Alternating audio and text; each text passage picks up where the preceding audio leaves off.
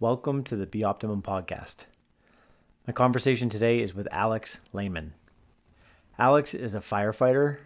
He's an EMT. He's been in the Navy, currently in the Air Guard. He's a CrossFit coach. So those are all reasons I wanted to have him on the podcast, and we discussed all those topics, among other things that are pretty impressive, like him losing 125 pounds, how he's kept it off, things that motivate him, what his life's like. We go through a lot of things. I kind of feel bad for all the other people I've done podcasts with before, because I feel like I keep getting better at doing these podcasts the more I do them. And this is one I'm pretty proud of. It was a lot of fun to do, and I hope you enjoy it also.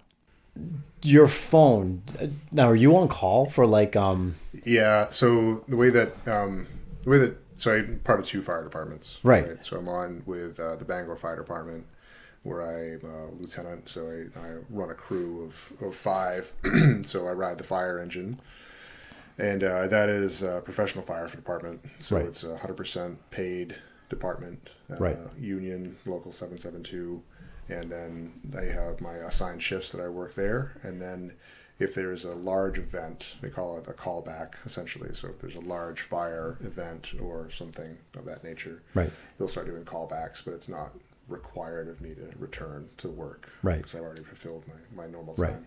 But And then Newburgh. for Newburgh Fire, Right. I serve as a captain out there, and that is a paid on-call department. So technically, when I'm not on duty for Bangor, I serve as a call guy Right, for right. Newburgh. So Right. I'm on call 24/7, 365 whenever I'm not at Bangor. So it's but you're not required to respond to there either. So it's not like I can't go out and have a few drinks and Right.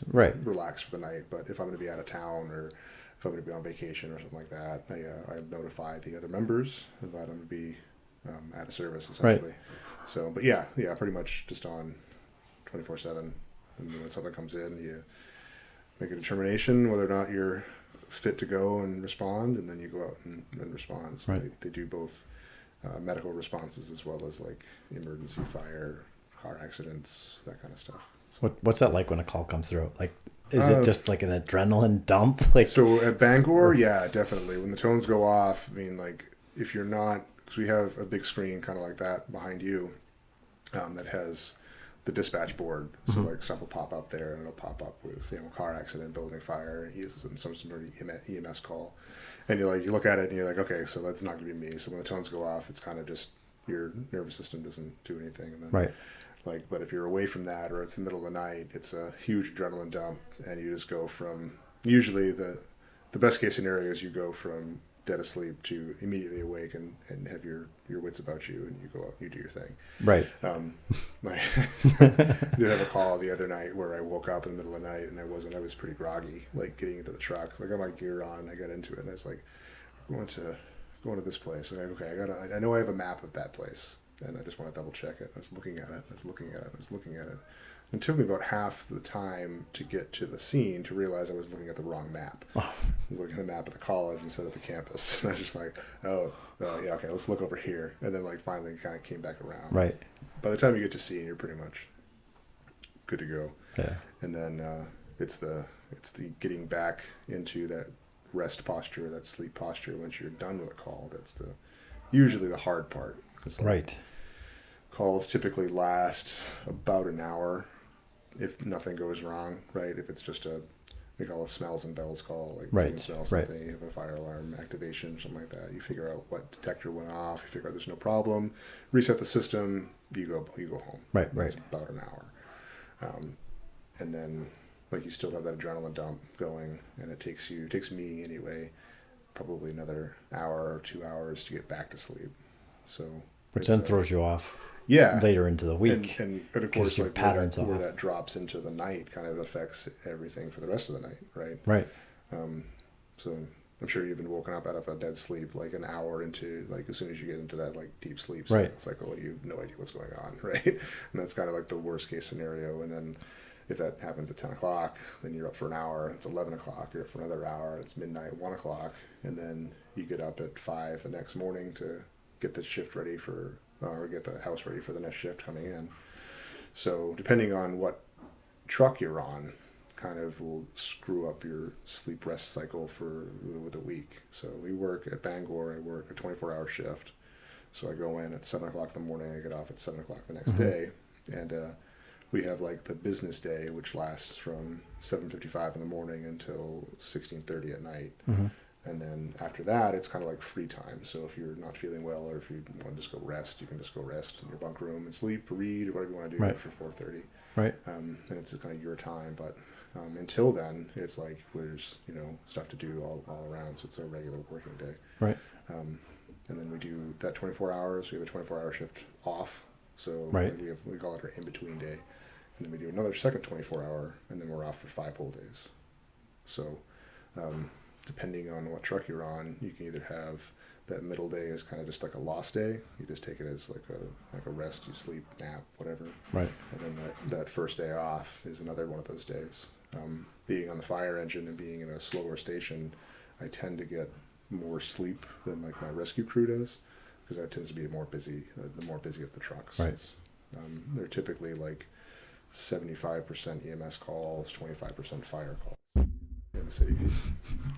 And so the rescues take the majority of like the workload, the call load, right, for us. So, and then depending on what truck you're on, as far as rescues go, like you could be rescue 1's typically the busiest. It's downtown and covers the densest population. Right. And then 6's and then 5's were, out on Hogan Road. We kind of make a joke of it. It's like the city sidewalks roll up at 5 o'clock, so everyone goes home and the business is shut down, and population density is very low. Right.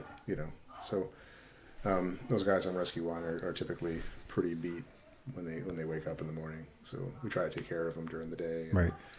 Get them breaks and get them their first reliefs when they come in the mornings and stuff like that, and treat them well, and try to rotate those guys out frequently so no one gets burnt out. Right. And, fire service as a whole historically hasn't done a real great job of taking care of like work rest cycles, and we're starting to move into that now, which is really exciting, because we have the International Association of Firefighters, or the union that I belong to, has a Fit to Thrive program, which has, I guess they call them like peer leaders, or like coaches and whatnot. And it talks about like the three-pronged approach to health, the body, mind, and soul, or body, mind, and spirit, kind of thing. And they're pushing departments to be like, hey, like you need to like think about this stuff, and for the longevity of your department, the longevity of your crews. So, and even performance, I would think. Oh, absolutely. Yeah. Yeah. I mean, that's something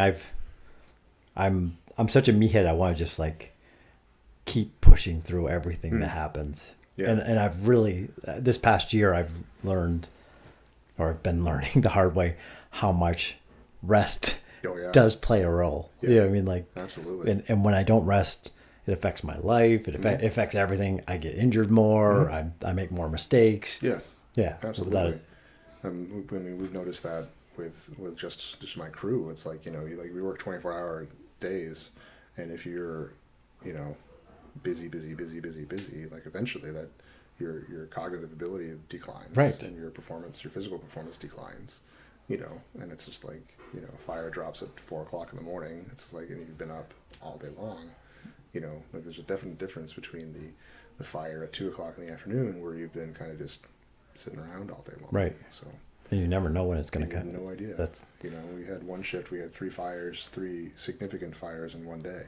I fought a fire in the morning out in Cape Heart, which was, they have those row houses out there, and they have like 2 apartments, and then a firewall break, and then 2 apartments, and a firewall break, and 2 apartments. And it ended up being in 2 of those apartments, and it was both stories, into the roof, into the attic. Fought that for 2 or 3 hours, and then cleared that call, made it all the way down to Central, changed out gear, got reset, and then another fire popped up downtown. And then so we went and fought that fire for 2 or 3 hours. And then went to the rest of the day, did our things, did EMS calls, whatever. And then at about 2 o'clock in the morning, that same building that caught fire, the second fire, caught fire again. So we don't know exactly what happened there. Right. But we were up from, that whatever that call dropped, 2 o'clock in the morning or something like that, until 6 o'clock the next morning. and then went off shift. And so there's a significant difference between fighting that first fire and fighting that third fire. Right. You know, a lot more time in rehab than that third fire, especially at 3:00 in the morning when you're going geez, weren't we just here doing this before? So it's important to be physically fit and in that position. So yeah. Yeah. Yeah, well, I'll get into that. Yeah. I got a confession to make. I actually haven't met Brad. No? Which is a weird. So I have 4 kids. Yep. They've all had Brad as a teacher. Yeah. And our kids get together. 2 older ones and 2 younger ones are just had Brad within the last couple of years, or one had him this year. And when they get together, who's still there? Who's our favorite teachers? And Brad's their favorite teacher. That's awesome. I mean, across the board, he's the one that they all say, "Oh, I love him." And 2.5 years ago, about 3 years ago, I started training for an Ironman. Decided that was going to be one of my goals.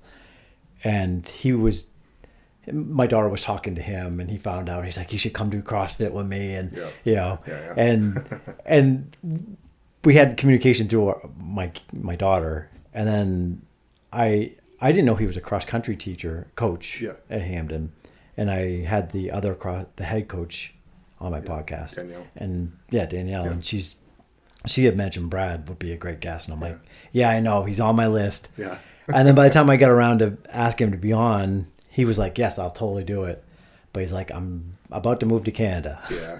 And I'm ending my school year. I don't know if I'll be able to find time. So we never ended up finding the time. And he's like, he felt bad. He's like, here's 4 names.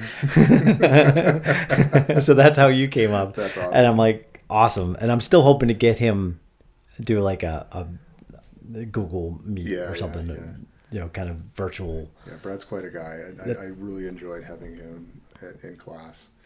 He was a pleasure, and him and his wife came in a bunch there last year and the year before, and they were a pleasure to have around. Right. He's just, he's a natural athlete and runner, and it's just good to pick his brain to see him trying to get out of that comfort zone of being a runner and kind of go into try to something different.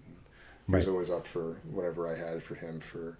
Right. Because it's what I do, we have the workout, and then we'll tailor that to people's ability and skill level, depending on where they're at in their progress. So it was always fun to kind of come up with ideas for him to modify, or to what weights to use, and kind of see where he was at for the day. And right. He was always very receptive to everything. And, so tell me more about. So I have a kind of an idea of what CrossFit is. All right, well, what's your understanding? Well, let's start there. I'm trying to think of there's a guy that won the CrossFit championships 10 years in a row. Yeah.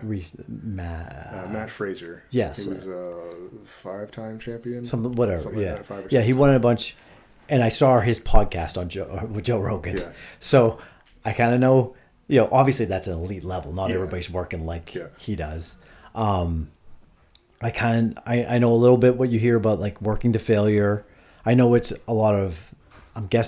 seems like a lot of complex movements. Yep. So not so much just straight bench press. Correct. Right. Which I got to say, in my own workout journey, it started off just doing the traditional squat, bench, those kinds of things. Yeah, the bro session stuff. Exactly. Yeah. And I had started myself just kind of working away from that,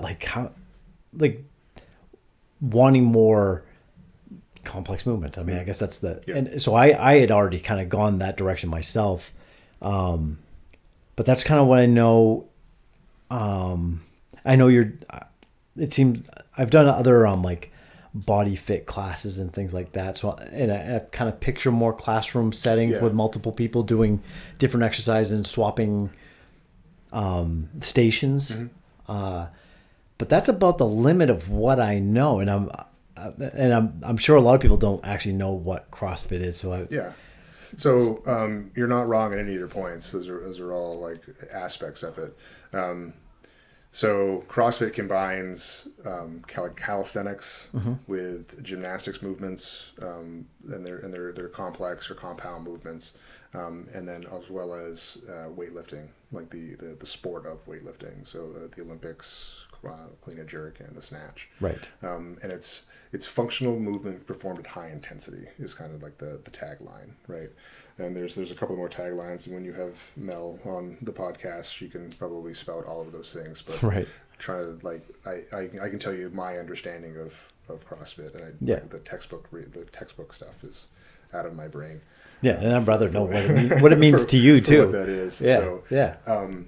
We focus over there on, like today we have the workout of the day, right, which is over the WOD if you want to use the vernacular of CrossFit. Yeah. And we combined overhead squats, so we had a barbell movement where we have that locked out overhead and like a snatch grip, so nice and wide, and then we squat with that bar, and then we have dumbbell power snatches, so using just a single dumbbell, move that from a hang position, so between our knees essentially, to overhead. And then we did jump rope, so we did double unders, so you pass the rope twice underneath your feet on one jump.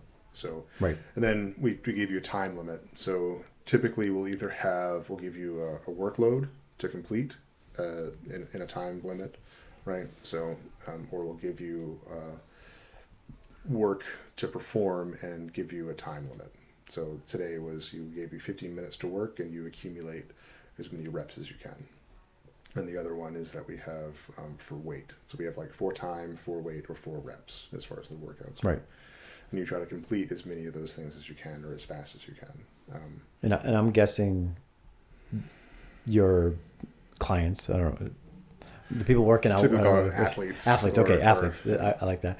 Yeah. So your athletes are selecting their own weights, but you're kind of motivating them. Can you do a little more? We have different levels. So we'll do currently the programming that we're using right now, because there's Mel used to do all of our programming, and she would lean on different aspects of the kind of the big names in the season, or like the business, and then kind of like pick out what she wanted and piece together workouts and come up with weights and everything.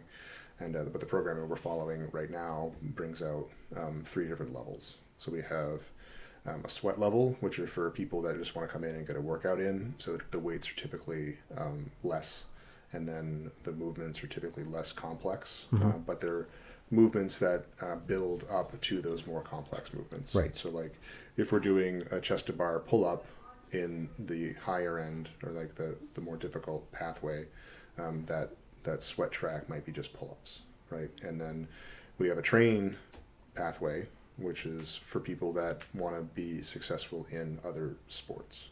Okay. So if you're training for like an Ironman or something like that, right, you might want to do that pathway, because it has some more complex movements, but not the weight associated with like the compete pathway, which is what we used to have RX and scaled, and we didn't like that terminology, so we changed it to these 3 pathways. And then we have the compete level, which is for the people that want to compete, like in the sport of CrossFit, which is what Matt Fraser does, right? That group of people, it's like the 1% of the 1% of CrossFitters, because they're the sport of it, and that is not an accurate representation of what we do in the gym. Right. Right. Because those guys they're impressive. Are there lower level competitions though? Oh, absolutely. I figured. We had a lot of like local competitions. We used to host a couple of really fun competitions at our gym before COVID hit. And then 321 down in Topsom they have annual reindeer games, they call it, and it's a male-female partner competition typically. Right. And then CrossFit Acadia has had a couple of competitions, and then we used to do at Bangor, CrossFit Bangor and CrossFit Acadia Throwdown, we called it. So we would just have those 2 gyms come together, and it was like a day-long event. We would have, you would compete, and then just, have a potluck at the end of it, right, and kind of hang out and play. But yeah, so we have programmed weights, and we program weights, reps, and like movements for people. But I always caveat everything that I say up on the whiteboard or the screen that we have. It's like, if none of that works for you, or if one of those things doesn't work for you, like, come to me and we'll figure out what does. Right. Right. So like today, it was like overhead squats was not going to happen for a couple people because they were dealing with some sole shoulder stuff. So we switched up to front squats, Right. or back squats, and then like double unders weren't a thing for somebody. So it was like, okay, we're just going to increase the reps and we'll do singles, and then changed out the dumbbell power snatches with dumbbell cleans. So Right. we can modify. It's infinitely modifiable, which is really great for people. Right. Because if you're dealing with anything, like, we can just go, yep, so jump rope's probably not the best thing for me today, so I'm going to go ahead and I'm going to ride a bike. So you still get that cardio piece into the workout, but you're not doing that complex movement that maybe is going to irritate something that you got going on. So, yeah. I'm amazed at the numbers you told me that your weight. And Yeah. Did you? Yeah. Was CrossFit part of that path, or was that the end of the path? No, that's so you started early. Yeah. I want to know about. Man. Have you talked me through it? Like how? Like I find it so interesting. Like I look back at myself when I started gaining weight. Like how it snuck up on me, and then my journey back to kind of losing weight and getting back under control. And I wonder how people don't start that journey. I don't know. But like, talk me through like how like what happened to get off the rails and get that big, and then what? So talk me through it. Yeah, like that. It goes back to, I've always been a stout guy, I guess. Like husky, I guess, is the term that what Kmart used for the jeans back in the day. Right. For the the larger gentleman. Right. So I've always been kind of more of a bulky guy, all the way up through. Regardless, I think I was like 180 pounds in like 8th grade. Right. Like just been big, not huge, but just big. And then went into the Navy, and then of course physical fitness is a part of that whole thing. So I needed to keep up my physical fitness, and I was like 19 at the time, so bro sesh, that kind of stuff, running when I needed to, and then got out of the Navy and went into college, and then stopped working out for a while and got into the booze and eating like hell, because it's you're in college and you eat what you can find, and you're eating out of the commons, which I could get a pizza or I could get a salad. I'm gonna go with a pizza because like I'm in college, like whatever. And then had my first child, and then kind of just focused on that life, and didn't put fitness in the back burner, right? And didn't go to the gym at all for 6 months or so, and like was still kind of drinking and eating poorly and everything else. Let me ask you, at this point, are you aware? So for me, at that same point, like in my head, I still thought of myself as this trim athlete. Yeah. And I always thought I was like strong, like right. like the strength really never like leaves you, right? So you always think like, oh, I'm just big, I'm just strong, right? And then, like it just it sneaks up on you is a good way to describe it. You have that creep, right? And then like, I can't remember who I was listening to. The guy who was talking about like, you can look in the mirror, right? Then you can go to the gym for the day. You can look in the mirror the next day and nothing happened, right? And then you go to the gym again. You can do that for a certain period of time, and you don't see any change whatsoever, right? So you're like, oh, the gym doesn't work, but it does, right? we know that. But the same thing is like in my mind applies the other way, right? I can go and I can look at my body, absolutely, and be like, oh, okay, I'm fine. And then a week later, look at it again, and be like, oh, okay, I'm fine, right? And then all of a sudden, it's 3 years later, and you're like, yeah, I'm fine. I'm no different than I was yesterday, right? But you're way different than you were 3 years ago. So, and then I had, I guess the wake up call was I started to, so I got out of the Navy in 2003, and then went to college, and all this other stuff happened. And then about 2012 or so, I started to think like, well, I got 4 years sitting there. I have a career at Bangor. I kind of don't feel like I'm quite done with the military, so I'm going to try to get back into the Navy. And I called the recruiter and just started like putting feelers out there to different people. And there's an online thing that you can poke around with, or whatever. And I was like, yeah, so like here's my history. I'm a paramedic with the city of Bangor. I'm a firefighter. I'm looking to get back in and become a corpsman, the medical side of the Navy. And they're like, okay, you're like really heavy. And I was like 350 at the time, and I was like, yeah, but like I can fix that. And they're like, like, very disbelieving of all of it. I'm like, Right. So, I was like, oh man, like okay. And so like that became my focus and my goal. And so it became easier for me to put it in my mind as far as you have that end goal in mind, right? If you have the end goal in mind, you can come up with benchmarks and goals, like miniature goals, to move you towards that larger goal, right? Yeah. And that's what I did, right? I was like, okay, so I want to get back in the Navy. I want to get back in the military. Okay, how do I do that? I got to lose weight. How do I lose weight? Okay, I need to eat less and exercise more. Oh, that's easy, right? Which at the end of the day, that is the theory, equation. right? Yeah. And I got talking to Dan Landers, who was a Bangor fireman, and I was like, man, I suck at running. He's like, oh, you know why you suck at running? I'm like, no. He's like, well, you don't run. Like, thanks, Dan. That's really helpful. He's like, no, there's a lot of truth to that, do, right? Yeah, and absolutely. I right? get so many people say to me, how do you run so much? I can't even run. It's like, but you don't. Right. Like you could do 2 strides, I bet. Yeah. Well, if you did that for a week, then it'd be 4, Right. and then it'd be. Yeah. And that's exactly what I did. Right. Right. I live out on Western Avenue, out there at the top of the hill, about a mile from the Newburgh line, and so I would go, okay, like how far can I make it today? Like, and I would just run. Yeah. I would make it not very far.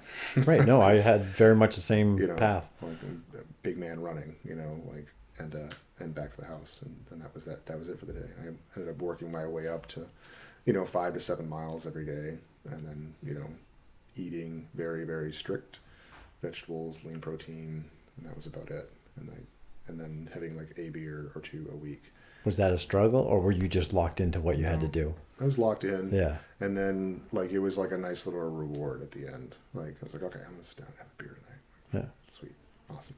And so that became the goal, and I don't know, it was a year about. I was able to drop down to like 225 or so from that. 125 pounds. Yeah. Pretty impressive. Yeah. Jeez. So, and then, so that was like what, 2000, I think it would be 2013 or so.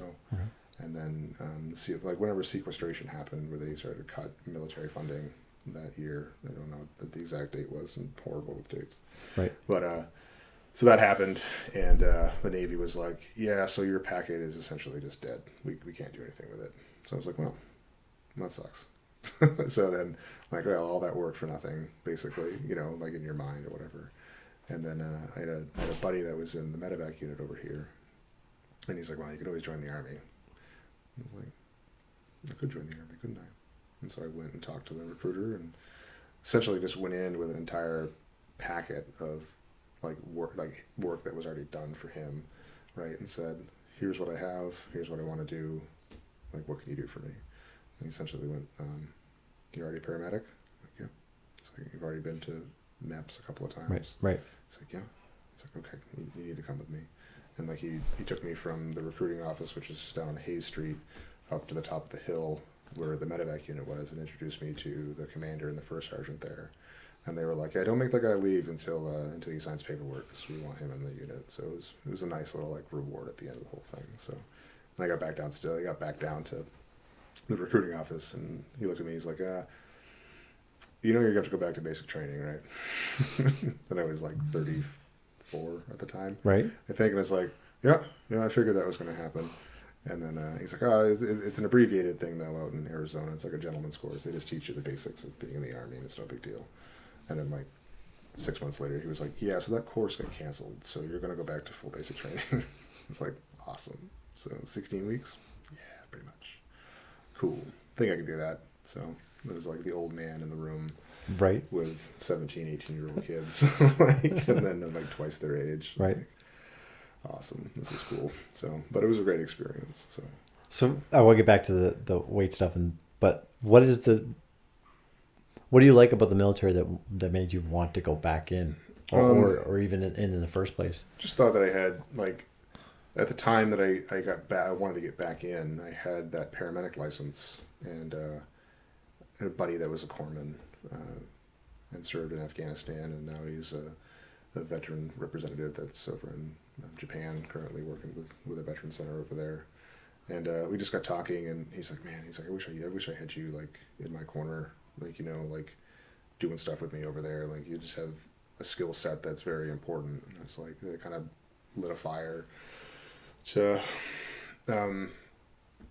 had more to give, I guess, to the military and to the people that like are in it, like the soldiers or whatever, and just that camaraderie I missed, and I missed being part of something, and like I wouldn't say Bangor Fire wasn't fulfilling that, but I felt like I had more that I could be doing with what I had. So, thought that was a good course of action. Plus, I had, 4 years of active duty that would move towards because you don't get anything for retirement for 4 years.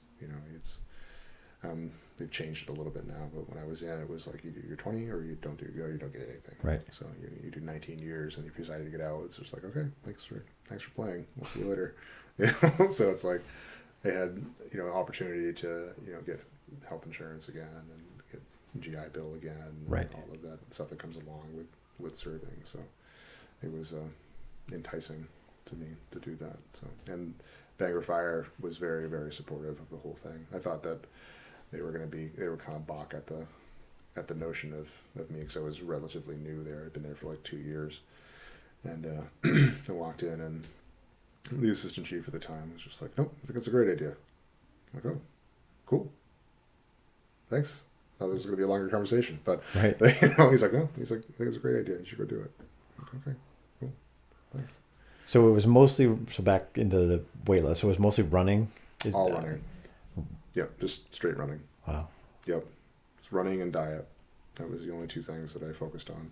Now, did your body take to it, or were you dealing with a lot of like knee issues and hip? Like people complain about. Like in the early days, like I would have like the Osgood slaughters, like tendonitis in my knee, and then my shins hurt for a couple of weeks.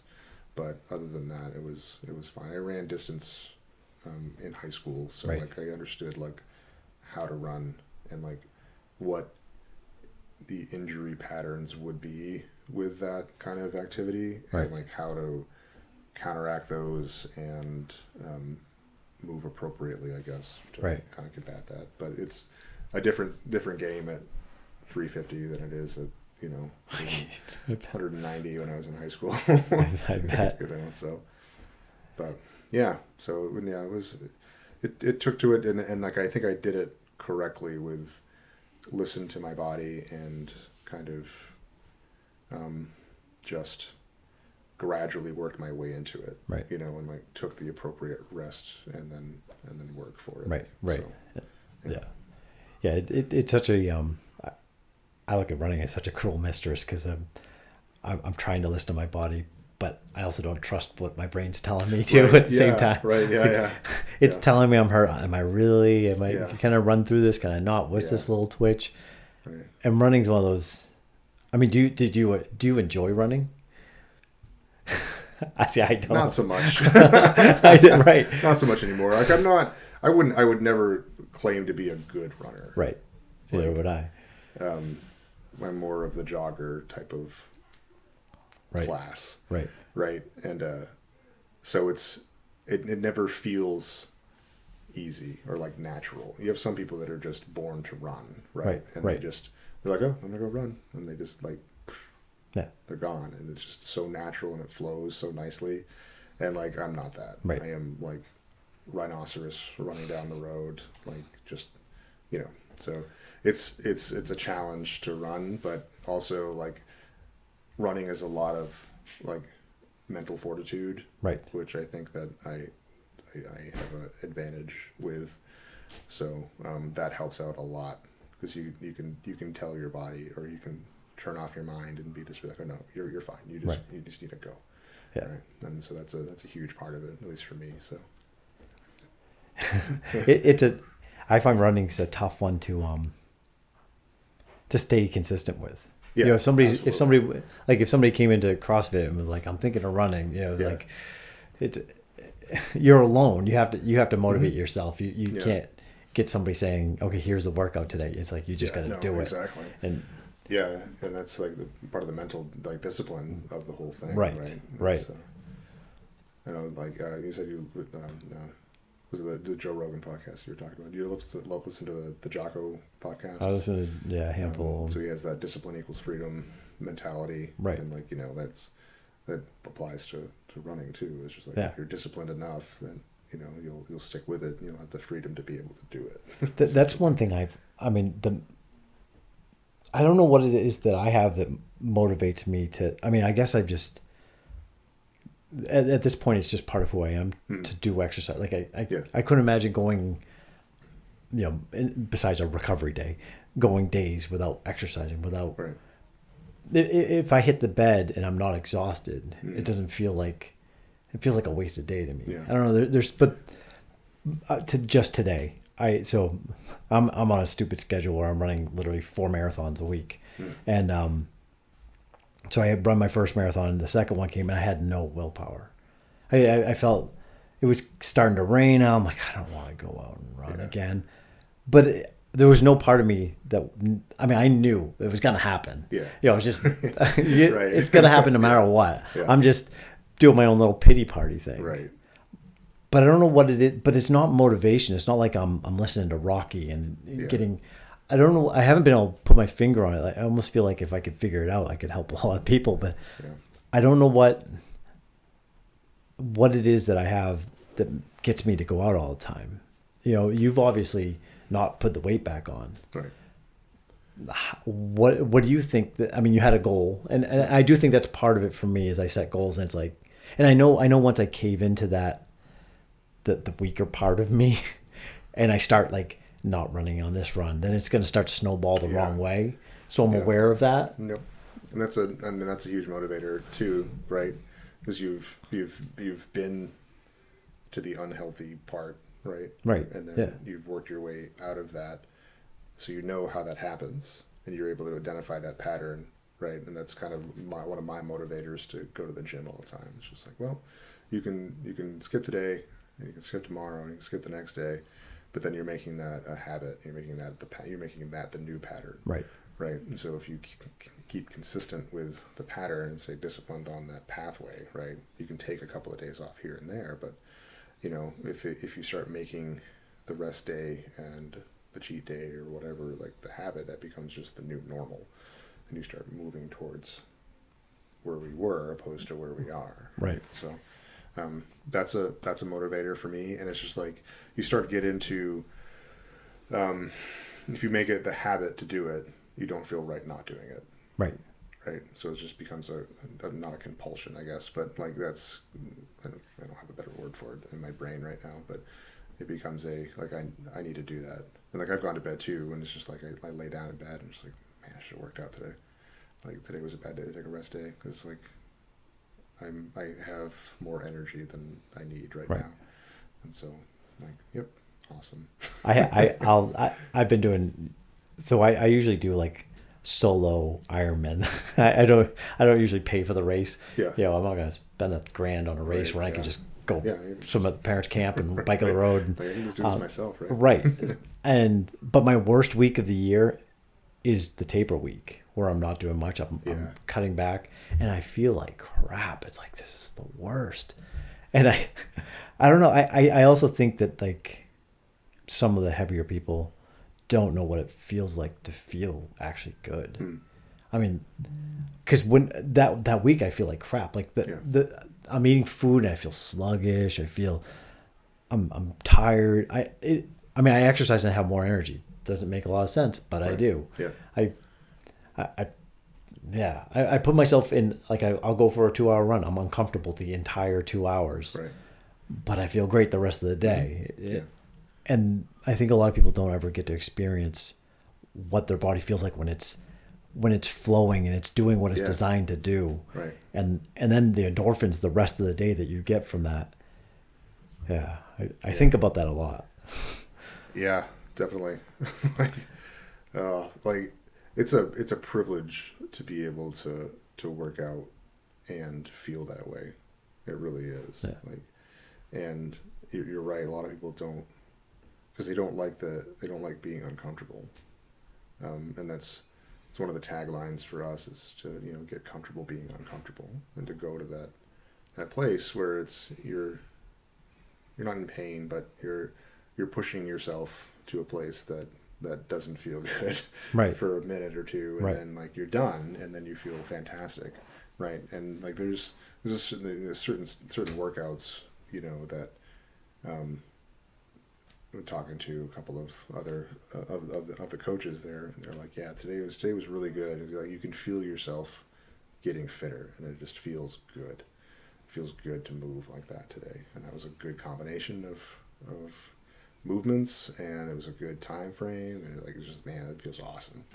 And of course, you have other days that they don't feel so good, but Right. you can take little snippets out of everything and be like, yep, that was a victory today. That was a victory. We'll ignore that piece, but we'll, because that wasn't that great. But like being able to look back on that and to kind of reflect, and then spend the rest of the day like enjoying that, like that your body moved, and Right. you're like feeling yourself get stronger or more fit or whatever is just amazing. So when you were heavier, you were working as a firefighter, right? I had just gotten hired. Did you notice? I mean, obviously looking back now, but like you said, you had a 3 fire day. Yeah. I mean, could your old self have handled Oh, that? absolutely not. Absolutely And not. what was your performance? Probably could have, but would've paid not the at price. the level that I perform on the fire ground Right. now. Yeah. So I didn't really notice, like, Because you don't notice when you're in it, right? right. You don't notice where you're at comparatively unless you look at pictures, right? And so, like, I'll show you pictures later of like where I was at versus where I'm at now, and like kind of a couple of the progress pictures. But again, I was strong, and I was able to push through what we needed to push through, because there was a physical agility test for the fire department, but I was able to pass it. So obviously I had some sort of level of physicality still. Right. But the test that they administered is nothing like the fire ground, and like what that entails. Because you're wearing essentially a wool suit and a heavy helmet. What do you mean by fire ground? Like a fire scene. We call it Okay. like the fire ground is just the area where the building fire is at. Okay. Or wherever, Right. So it's hot, obviously. There's fire, right? And it's dark, so you lose perception. You're wearing your bunker gear, which is 40 pounds, 50 pounds, depending on what you have in your pockets. Plus a SCBA, which weighs about 30 pounds. So you have an extra about 100 pounds of stuff that you're hauling around with you. And then you're on a timer, right? So you have an air bottle, and they're 45-minute bottles, but if you can last 20 minutes on that bottle, you're doing pretty good, right? So you're on a timer, you're actively breathing in and out of that SCBA regulator. So it's not like we're sitting here talking, breathing, right? Right. It's a very passive thing. It's actually work to get air in out of that bottle, because every time you stop breathing, the little valve shuts off, so it doesn't continually bleed air into you. So you have to literally force air out of that bottle. So yeah, like I'm fitter now at 41 than I was at 30 when I got hired, and performing at a much higher level than I ever could at that level. And it was like, at that time I was probably good for like 2 bottles. We kind of like gauge our abilities on the fire ground by bottles, right? And so it was like 2 bottles, and then I was like done. And now it's like 3, 4, and I'm like looking for the next thing to do, going back to the command and be like, all right, what do you need now? And like, it's good. I had a ambulance partner that I worked out with CrossFit for a long time. We were partners for about 2.5 years or so. His name's John, and it was like he was at the same level, and like we would always push each other, and it was great working with him on a fire scene because it was like if I was good to go, he was good to go, and if he was good, I was good, and like so you always knew like where you were at based on Right. where the other person was at, or always knew where he was at based on you, and so like and like we just became like an awesome duo for the command structure because it was just like, all right, where's Alex and John? They're right there. Hey guys, come here. I got a job for you. All right, go do that. Come back. All right, what's the next job? All right, hey, what's the next job? And we just kind of do that until the scene's over. Right. So, yeah. So now it's much better now. Right. Just the cardiovascular ability and longevity and the endurance that I have versus where I was at. Because moving an extra 100 pounds on top of the 100 pounds I'm moving is in gear, just myself, Right. makes it a huge difference. It's pretty cool to be getting fitter as you get older. Yeah. Like, yeah. That's definitely something I It's keep. a neat journey. Yeah. Yeah. Right. I know at some point the scale's going to tip the other way. Absolutely. Like at some point it's going to flip around, but Yeah. and I keep changing my race or distance that I'm trying to do so I don't actually have to directly compare to what I did in the past. Yeah. But I'm hitting, like I ran my fastest mile I've ever run literally 2 weeks ago. Nice. Like, and I was a pretty quick runner back in high school. Yeah. But I wasn't I was a no distance anything. Really? Yeah. I was a sprinter at best. Yeah. So you lose the weight and you've kept it off. So what's that? I mean, you've obviously got to CrossFit. So what's that journey to finding CrossFit, or was there stages in between? So started CrossFit in like 2017, I think. Mel used to, she used to be a firefighter with us at Bangor. Oh, okay. So she was there for, I think she was there for like 12 years or so, 13 years or something like that. And so I always knew about her gym. She started it, I can't remember the year that it started. Again, I'm terrible with dates. Yeah. You can ask her when she gets on. Right. But so I knew about the gym and had a couple people in the firehouse that were going into that, going in there and doing that kind of stuff. And it was always pretty intimidating because like she's an excellent athlete, very strong, high endurance, and like just very impressive as an athlete. So like seeing that and like knowing what I was as like a runner now, like that's kind of how I identify, because I still continued to run after Right. Getting into the military and coming back from basic training and going into that whole thing, and then started to implement some weightlifting into my routine and whatnot. And then I got partnered up with John and started to do some CrossFit-y stuff at the firehouse, and then kind of moved into that and kind of breached the subject of coming over and doing CrossFit. And Mel was very excited because like she's always very excited when it's like fitness, like physical fitness was very important to her when she was at the firehouse, and instilling that in our peers over there was very high on her priority list, because she understands what we understand is that physical fitness is very important. So she was very excited, and so I came over and started that journey, and has never looked back really. Like I'd go to Gold's Gym and work out, but that only lasted like 3-month stints probably. You go and you do the stuff out of Men's Health or Muscle and Fitness or whatever, and you get that routine that's going to change your life, and you do it for a little bit, and then you get stale or boring, and Yeah. and then you change your routine, and now you're back into the I'm not going to go today, I'm not going to go tomorrow, I'm not going to go the next day. It's been a week since I've been to the gym, probably should go to the gym, and then but the variety that CrossFit has provided has kept my interest in, because like every day it's just something different. Like today was this high intensity moving from exercise to exercise, and I think tomorrow is like 50 strict pull-ups and then a 5K run.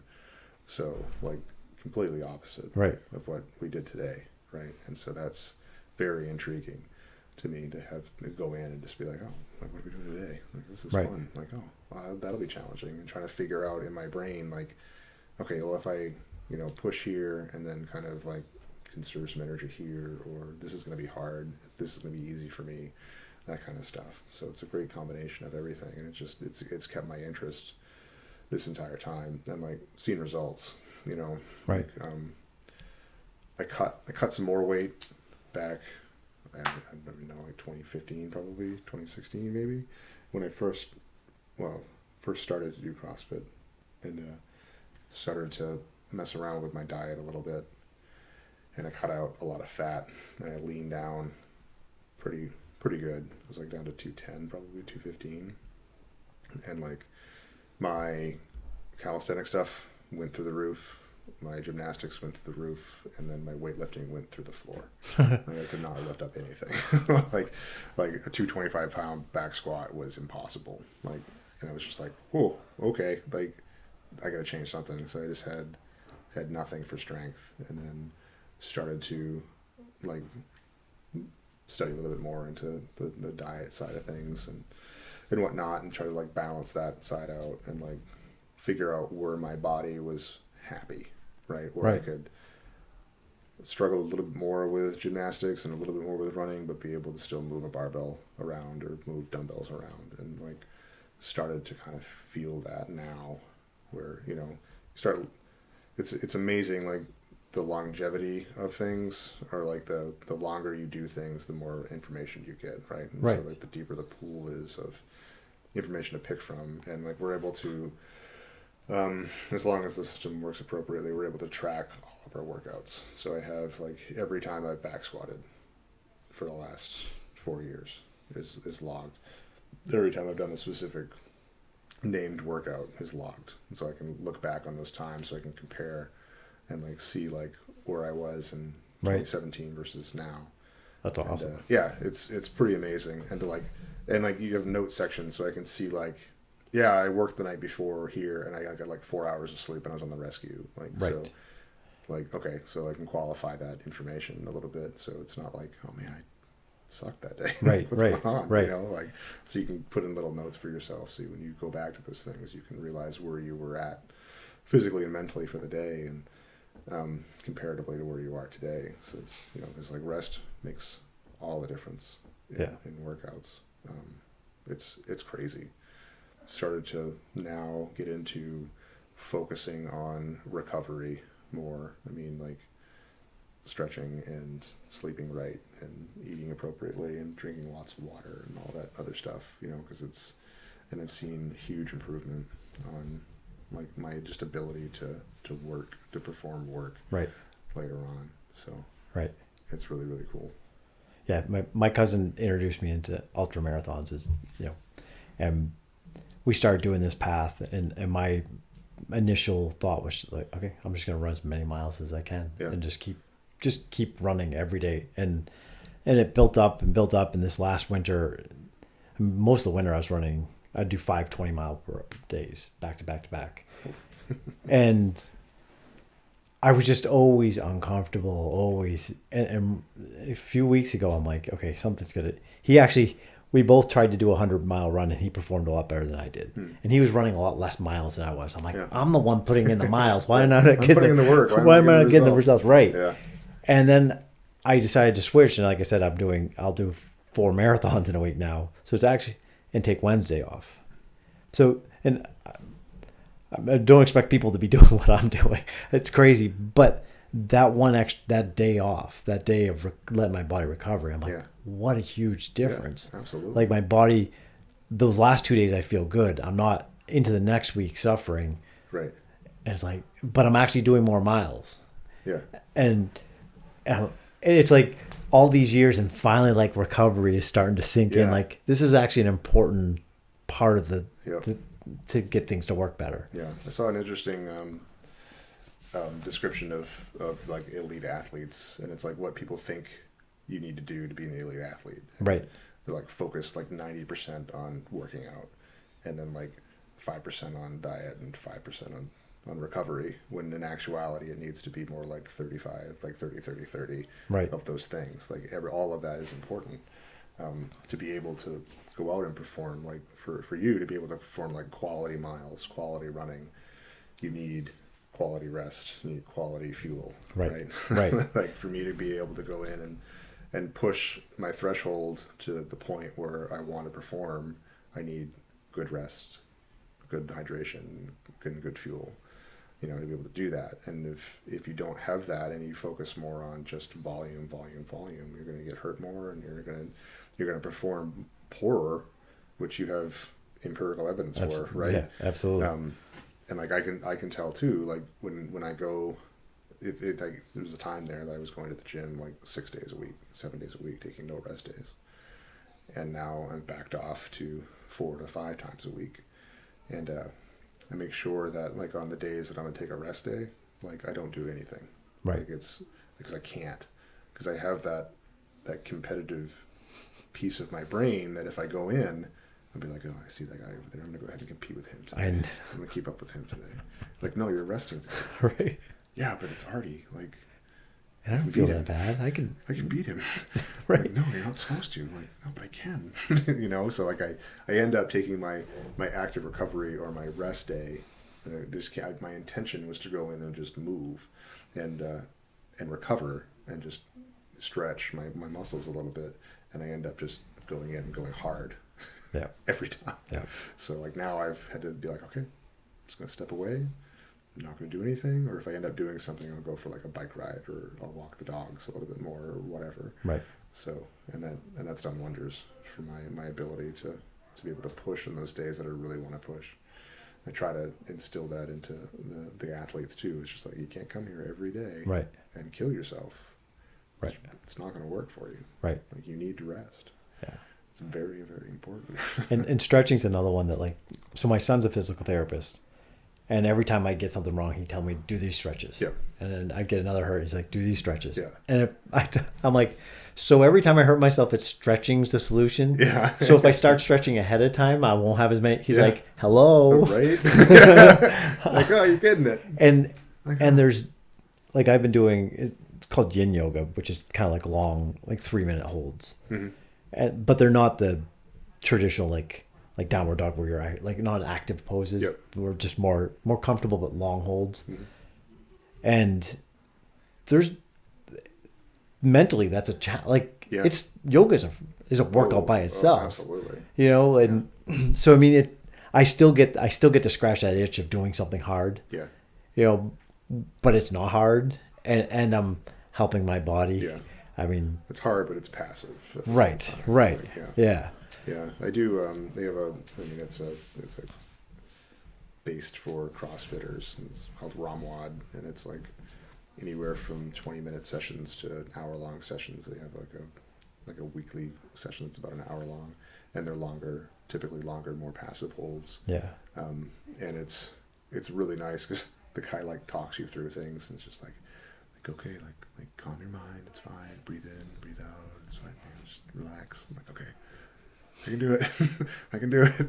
It's like some of those positions are very challenging, right? Especially like if you're not flexible. Yeah, and like I know you and Danielle talked about how like runners are notoriously inflexible, right? Especially like hamstrings, and like posterior chain stuff, and like the same thing for me is that my whole posterior chain is just super tight, and like having to do that, and like I always feel fantastic, and like you lay down at the end of it, and like I've fallen asleep just on my yoga mat, just like laying there, and just be like, oh, this is so nice, just drift off, right. So it's I feel fantastic when I do it, but it's the same thing as going to the gym or eating appropriately. It's like if I do it consistently, I feel fantastic, but then I'll be like, oh, I'll just take the night off. I don't have time for that tonight. I gotta go to bed. Right. And then right. Getting that piece, like, no, that's important too. And you have to have both of those things. Yes, so, and that's right. It's easy to like mentally know what like the run and how that's going to benefit me, and just and the stretch. It's like it's easy to put off. Right. Yeah. But you're right. Absolutely putting it as an essential. Yeah. And looking at it that way. Yeah. So I've been trying to force myself into like, you got to do it. You got to do it tonight. Like, okay. All right, let's do it. And I do it, and it's 20 minutes. Right. It's 20 minutes out of my day. And it's like, oh, yeah, okay, I feel really good now. Right. Like, yeah, I was right to do that. Do you know who Andrew Huberman is? I don't. He's a neurosurgeon. He's been on Rogan. He's been on different things, and he's out of California, Sanford. I think he's the head neurosurgeon at Sanford, and he does podcasts on neuro stuff and mind body health things. And I just heard one recently. He was talking about that optimal stretching is only 30 seconds. Yeah. Even though I still do the longer holds, but he's like 30 seconds, 5 times a week per part that you're stretching. That's all it takes. Yeah. It doesn't take a lot Right. to actually see a lot of improvements, but I still can't put it off. But it goes back to that, like, it's better to do small incremental stuff a lot than it is to do big changes seldom. Right. And then he talked about that actually like 30%, like, so if 100% is where you first start feeling pain in a stretch, 30% of that, he said most people want to be at 40, 50 and start to really feel it. He goes, actually, that you get the most benefit from the real light, super light stretch. And I mentioned to my son, the physical therapist, he's like, yeah. I feel like I've learned like something. Right. Like, like the blow his mind. Right. Right. And he's like, you're an idiot. Yeah, no, that was like freshman level stuff, Dad. Like, right. What are you doing? So then you become a CrossFit coach. How's that happen? Yeah. So I deployed to Afghanistan in 2018. And before I left, Mel, the owner there, approached me and was like, "Hey, like when you get back, we kind of want to push you into the coaching realm if that interests you." And I was like, "Yeah, absolutely. Like that sounds awesome." So it's just like I was there for a couple of years, and I love the community over there. It's awesome. Our people are just very accepting and very, very friendly and like very supportive of everybody that comes in through those doors. And like I was part of that community and like wanted to contribute a little bit more to that. And physical fitness has been, even though I ballooned up to heavy, right? Like it's always been an interest and a passion now of mine. So like it just seemed like a natural kind of thing just to slide in there. So I studied when I was overseas. They give you the CrossFit level 1 manual and everything, which is like a couple hundred pages of instruction stuff that you need, and then came back and then took a level 1 course down in Tops, Portland area, and did that, and then came back and shadowed for 3 or 4 sessions, and then got my own class, and I think I'm finally almost getting good at being a coach. So it's been a really fun journey to kind of go into that realm of things. And like I was super excited for today because like overhead squats is one of my favorite movements to do. So I was pretty animated today during everything because it's such a challenging movement to do, and it takes every ounce of your body to be able to move that weight appropriately, right, and be able to complete the lift efficiently and effectively. So that one was really fun today to kind of go through, and it's so rewarding when you have someone that's struggling and you give them just the right cue and it fixes that, and you see like their face light up, and then they start moving appropriately. Like, that's so much easier that way. I'm like, right 30% of the stretch is what you need. Yeah, no kidding. Like, oh yeah, it's amazing. Right. It's like, so to see that change in people and to be able to like help them move appropriately and use their bodies and be able to feel that is really rewarding. So it's really fun. It's pretty cool to like have somebody, somebody comes in that needs to lose weight. Most of them aren't even looking to lose the weight that you did. Right. Right. Yeah. Like this is doable. Yeah. And I did it. Right. Here's a path. Yeah. It's not that overly complex. Nope. Yeah. Yeah. I mean, it's really cool to be able to see that from somebody. Because sometimes you go to gyms and the person's been ripped their entire life. Yeah. You know what I mean? Like it's. Yeah. So, like, not to poo-poo like personal trainers or like the Instagram guys that are out there. It's right. Just like, but like typically those people they have the genetic makeup that they've always looked like that, and they're always going to look like that, and that's and no disrespect to them because they've obviously put a lot of work into to their physical ability, but very few of them have had the experience of being unhealthy or overweight or even obese and work their way back down to being a healthier weight, you know.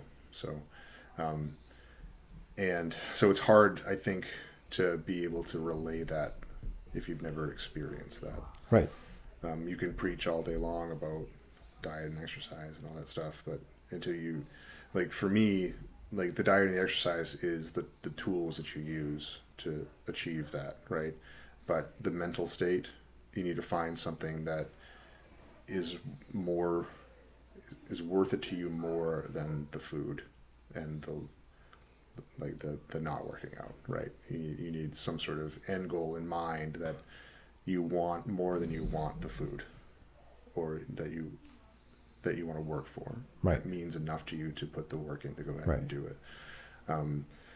And so, like, finding that motivation for people, like, that has to be an internal motivator for people. Like, you can't provide that for them. But if they come in and they have that internal motivation, that's amazing. Because, like, I can work with that. Okay, here's the tools, right? You have the motivation, you have the fire to go ahead and do this. Like, here's how you get there, right? Here's the work that needs to get done, right?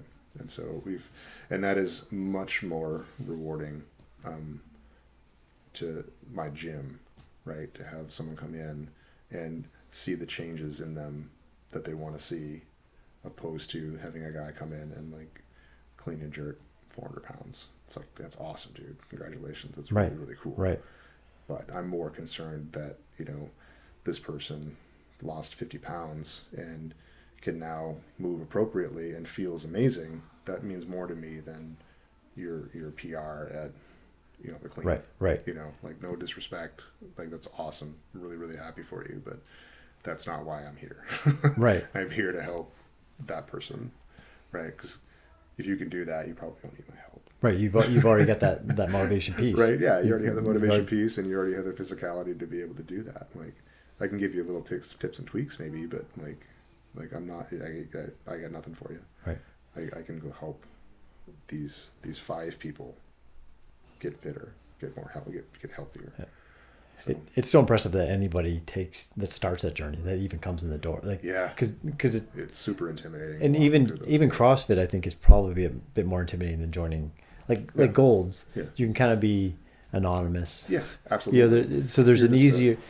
You've made that choice to kind of like, I'm really going to do this. I'm committing to this, and people are going to know my name. Right. You know. Yeah. There's tracking on what I'm going to do. Yeah. Like, we had a brand new person today, and I was like, all right, this is so and so. Like, this is our first class. Like, please be welcoming to, you know, whoever this is. And like, even that is stressful for people. Like, walking into that group setting where pretty much everybody knows each other already. Right. And you are the outsider. We always had like we called it the new person stretch. It's like the person standing on the corner, like doing this, you know, like just standing by themselves, doing that stretch. Like, okay, that's a new person. We should probably talk to them, right? And like, because they don't know what to do, right? And so like, go over there and be like, hey, like, I'm Alex, I'm a coach here. Like, what's your name? Like, new here, drop in. Like, what's going on? What's your experience? You know, like, kind of getting to know them a little bit. And like, it's nice to see them like the walls kind of come down a little bit, and they become kind of part of the class, and then part of the greater community. And then, because we always have like, you know, we have the gym, and then we have classes, and like each class is their own like little tribe. Like the 5 a.m. is like the 5 a.m.ers, and like the 6 a.m. is like the 6 a.m.ers. Right. And then like we try to get people into everywhere, but it doesn't always work. So you start getting these, like, the 5 a.m. definitely has like a personality, and they're awesome. They're great people. Right. It's way too early for me in the morning to work out. I've been a couple of times. I went with John a bunch to the 5 a.m. because we would go from 5 to 6 and then shower and go to work and be at work at 7. Right. And like one morning he looked at me and he's like, I can't do this. I'm like, oh, thank God I can't do anything. But, you know, bless them for being able to get up and be motivated and do things at that early morning. But yeah, so it's but you can even go from like be a member of like the 4 p.m. class or whatever, and go to the 5 a.m. and still have a little bit of that. Like at least for me anyway, I've had that feeling where like, okay, this isn't my class. Like I'm just gonna kind of back off a little bit, and like 100% of the time, everyone's like, oh, hey, get up here, like come up here and play with us, like we're friendly, like Right. come on in. So like the community aspect of it is really really big, which you Right. don't typically get with Right.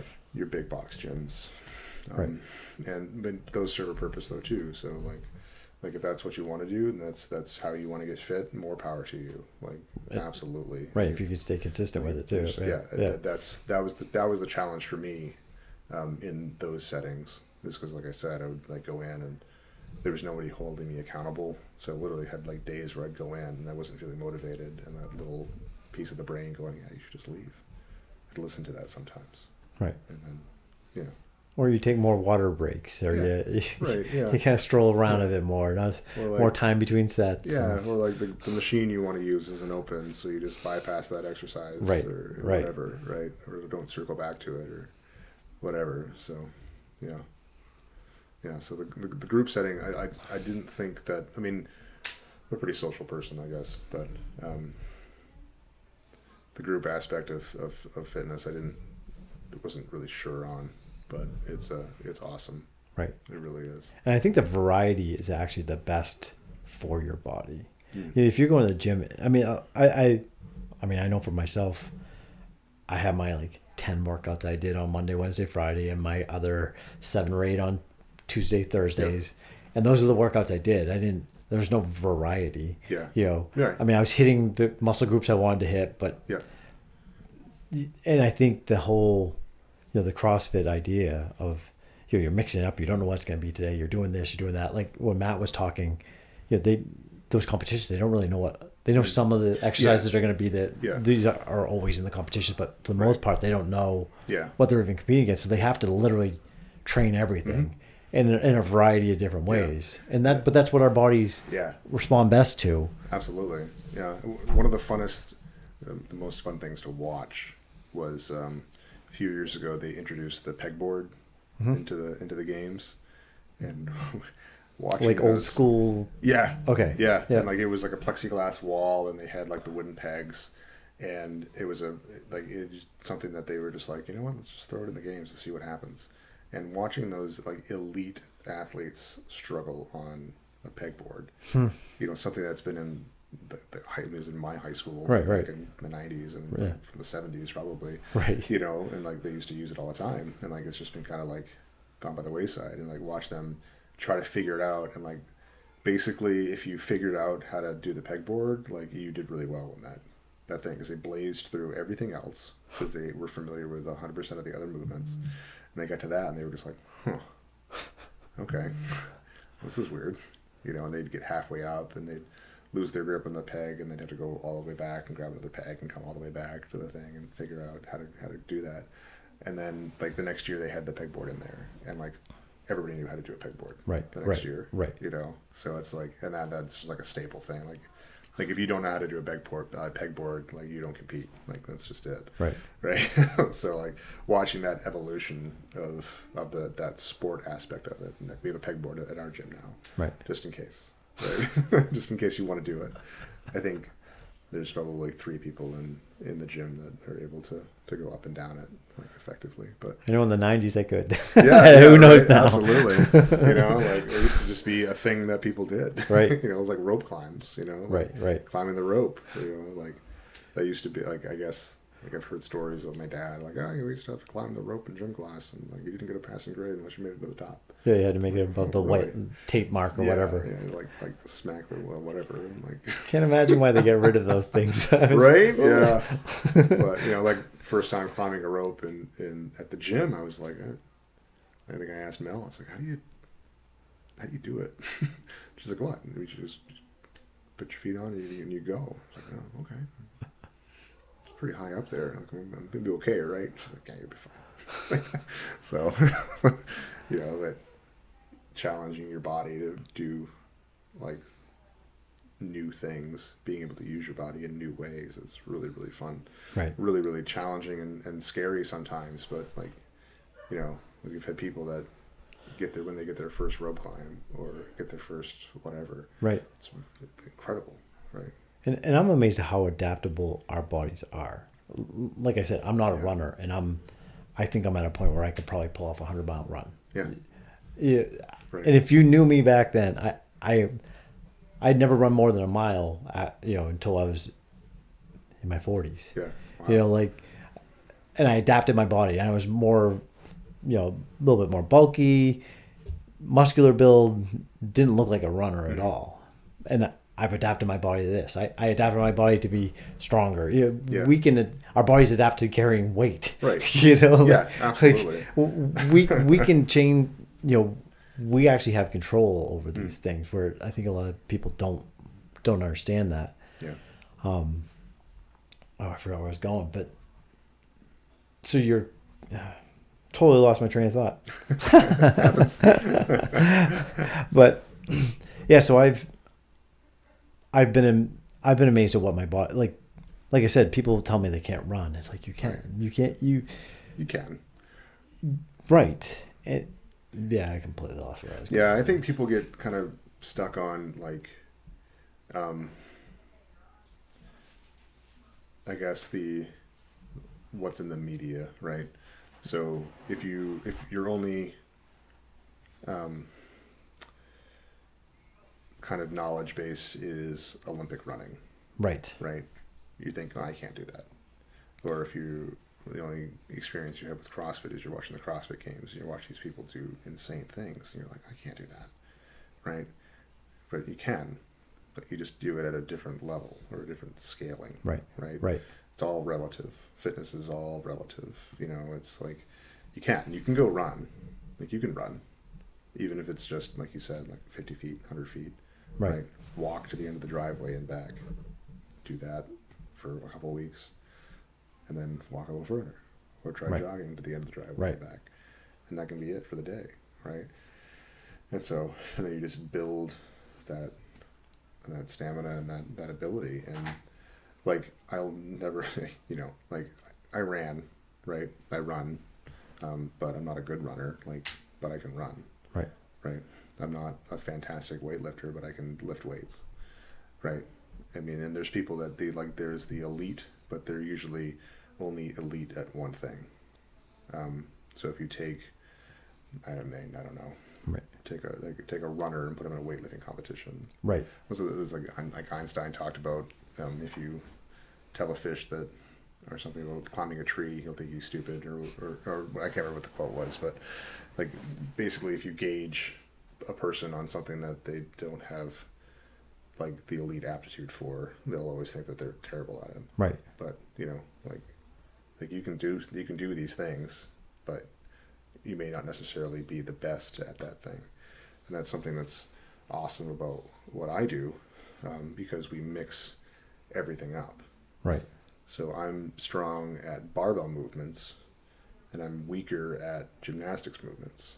So if I go up against a guy at the gym, or if I'm, in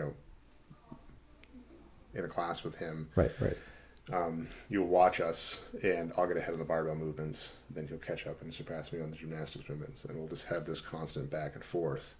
And it's very rare where you have a whole workout where someone just blows you away. Right. Because there's so many things so many variables that they'll never be good. They'll never be really elite at everything. Right. You can get really good at one thing. Right. So that's really nice. That's really kind of neat to watch, people and how they kind of not necessarily have to compete, but nobody gets too far ahead. Right. Just because there's always that next thing that's going to be all right, that's not my jam. So I got to be wary of that. And I know that, in my brain, okay, I got to push a little harder on this because I'm good at this movement, because I'm going to need a little bit more time on this movement I'm not good at, because this guy's on my heels and I want to stay ahead of him, so when I get back to the barbell I can go right back into it and do that, and then keep on trying to just stay ahead of that, knowing where my weaknesses and my strengths are. Well, it seems like CrossFit, and I'm guessing this is intentional, you're aiming for the middle, the balance, the balance of everything. Yep. And like you said, when you started losing the weight, you went up in two of them and you dropped in your strength. Yeah, exactly. Because your balance got, and you're trying to aim for this this middle, which is a really hard place to be. So as you excel in one, Yeah. you're kind of going, but the middle is the best, Yeah. healthiest place to be. Exactly. And that's why you're doing all these different types of Right. So we're trying to build strength. We're trying to build cardiovascular endurance, and we're trying to build, body proprioception stuff. So knowing where your body is in time and space. So yeah, it takes into account, muscular strength, muscular endurance, flexibility, balance and coordination, all of those aspects, and kind of mashes them in together. And you try to be as good as you can be in all of those things, and not specialized in any of them. Right. But that means but that still means you'll have strengths and weaknesses in certain areas. But if you're looking to be healthy, right, and just work out, we'll work with you and tailor a thing for you for that. And if you're looking to compete and kind of go to the next level, like, you need to be able to identify those weaknesses and strengths and be able to kind of like bolster up those weaknesses to be able to kind of like do damage control in that area. Right. So when you get that workout that is like, okay, I'm good at all of those things. Like, I'm going to wreck this thing, but, and then you'll have workouts. You're like, I'm not good at any of those things. Like, but if you work on them, you can be better at them. Right. Without sacrificing too much of the stuff that you're really good at. Right. So it's a neat balance to try to maintain all of that, and, cause, if you have, like, you don't expect the guy or the person that has like the 800-pound deadlift to be able to run a mile in 5 minutes. Right. But this guy's in CrossFit that can do that. It's amazing. It's wild to watch. Right. It's just like, but they've worked at one of those things. They're good at one of those things, and they've worked really hard at the other one to be able to do that. Right. So it's kind of neat to watch. It's interesting. Evan, who you met earlier, he's so him and my daughter go to Golds every day, and that's their thing. Yeah. And he's been bulking up, but then as basic was coming, and he did basic twice. He did it as a junior, and then after his junior year, after his senior year. Yeah. And then he had to then it's like, okay, now I gotta start working on my run time. Yeah. And I gotta, some of those gains I had in bulk, I gotta let go, trying to find that balance too, which it was interesting watching him, go through that. And but, really cool. But how adaptable our bodies are. I'm constantly amazed. Like I said, I'm not a runner and I'm running ridiculous miles. There was a time not long ago where a marathon seemed like the most incredibly impossible thing to me. That's right. And I remember watching, I think I was in Triathlete Sports in downtown Bangor buying something, and they play the races, the Ironman races. I'm like, marathon's impossible. That's got a marathon in it and all that. That's completely impossible. And now a few years later, I've done it. And it's like, okay, what else is possible? Right. At the same time, I'm getting older, right? So goals. So you mentioned how goals kind of got you to lose weight and kind of get you to where you're at. What do you have for goals now? Like, are there fitness goals? They kind of come and go as far as goals go. I guess right now it's trying to identify the aspects of my fitness that are not strong, and then trying to kind of bolster those up a little bit. So I've been trying to work a lot on gymnastics movements, because they call it, call it big gymnastics if you're over 200 pounds, because typical gymnasts aren't 6'2" and 250. So that is super challenging to try to figure that out, and that piece of it. So trying to get as good as I can on those. So been working on a lot on the bar muscle ups right now. Has kind of been my main focus as far as a weakness that I'm trying to work on. So what is that, a bar muscle up? So it's essentially you've seen a gymnastics person mount the parallel bars. Yep. So they go from hanging underneath it to being on top Gotcha. of the bar. Yep. So that is a muscle up. So and it's a very compound, complex movement. So you're involving a stretch reflex and shoulder activation to push your head through and your feet behind to be able to get enough muscle like stretch to be able to, when you push back on the bar, bring yourself up to a point that you can get your elbows over and then dip out. Right. And then do that again. So like I'm pretty good for like one right now. Right. I can get up on top of the bar and I'm like, yeah, this is cool. It's up here. It's neat. But then that transition into that second one where you dip down and then come back down off the bar and go back into that stretch and then snap back up to get back up on top of the bar to mount the bar again is challenging right now. It's just, and it's a neuromuscular facilitation thing plus strength plus coordination plus endurance, like, which is all so compound, cool. Yeah, right? yeah. So trying to build that and trying to figure out what I need to do for accessory work to be able to strengthen the muscles that I need to and to facilitate my muscles firing in the correct order to be able to do that. Right.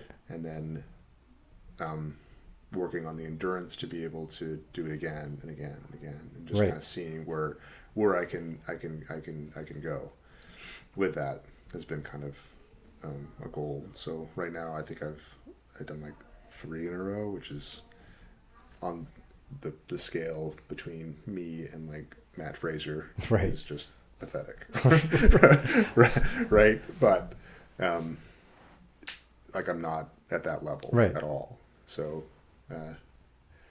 but it's a success for me. So I'm pretty happy with that. I'd like to be better at that, and that's why I'm kind of working on that. So that and just kind of maintaining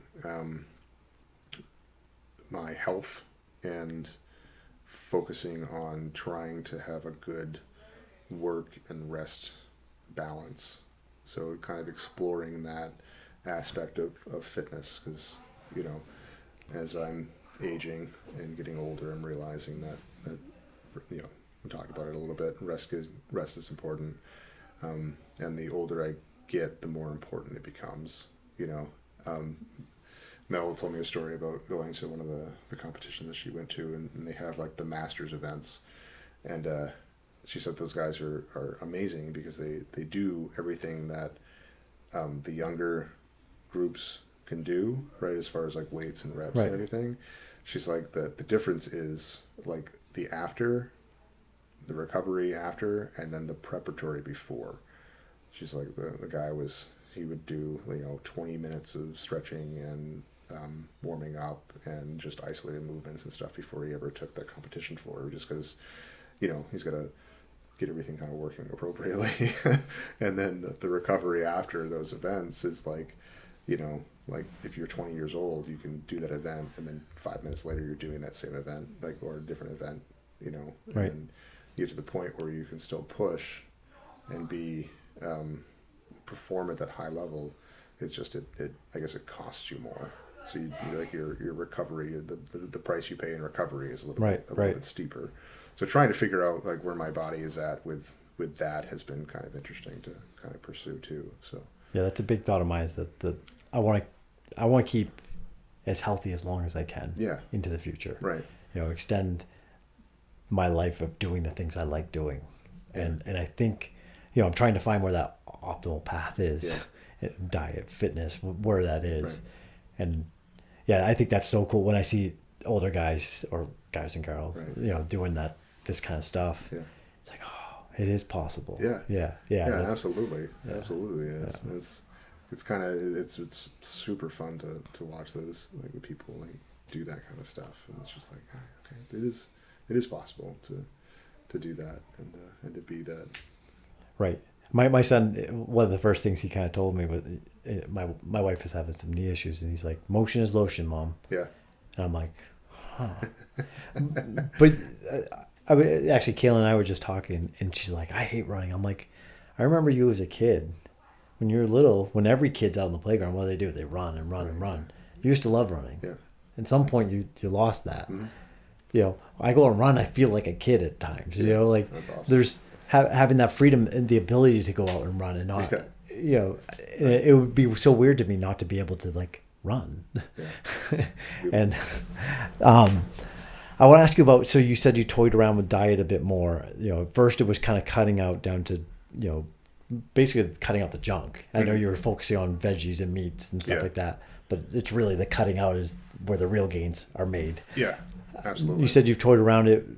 I'm interested to hear what you've kind of settled on, or it's still a work in progress. Still, 'Cause I mean, it's still work in always- progress. So for a while there, I was like super strict with just straight up lean protein, vegetables, clean carbs, that kind of stuff, and then supplementing with like protein powder and whatnot after workouts and what have you. And then that was before I deployed, and then deployment screwed up everything as far as diet goes, because it was, you get fed what they feed you, and that was about it. Right. So, coming back off of that, I've tried to accept that I can't, like, I can, right? You can do that, but also, like, I want to be happy. Right. Right. Right. So, like, if you have the discipline, like, depending on what your goal sets are, right? Like, I'm not going to go compete anywhere. I'm not looking to lean out to the point where I have washboard abs, just because, like, that doesn't work for my lifestyle. And, like, I like to go out and I like to have dinner out and Right. eat what I want some days. And so, like, I've been trying to, like, create a balance where I eat clean most of the time, like, lean proteins, good veggies, good carbs, and then, but don't sacrifice, like, if someone calls up and says, hey, let's go to wherever tonight and have dinner. Right. Like, okay, sweet. Yeah. And so I'm going to go out and I'm going to have a drink and I'm going to have whatever I want to eat. So, pursuing, like, a good balance of that, like, trying to eat healthy when I can, and then not sacrificing living life, Right. to achieve aesthetic pleasing, I Right. guess. Right. But I mean, if I was actively looking at competing or, different motivations, I guess, like, I would, of course, pursue that and be disciplined in that faction. But right now, I'm just trying to achieve some sort of, like, nice balance. That's everything. That's what I'm.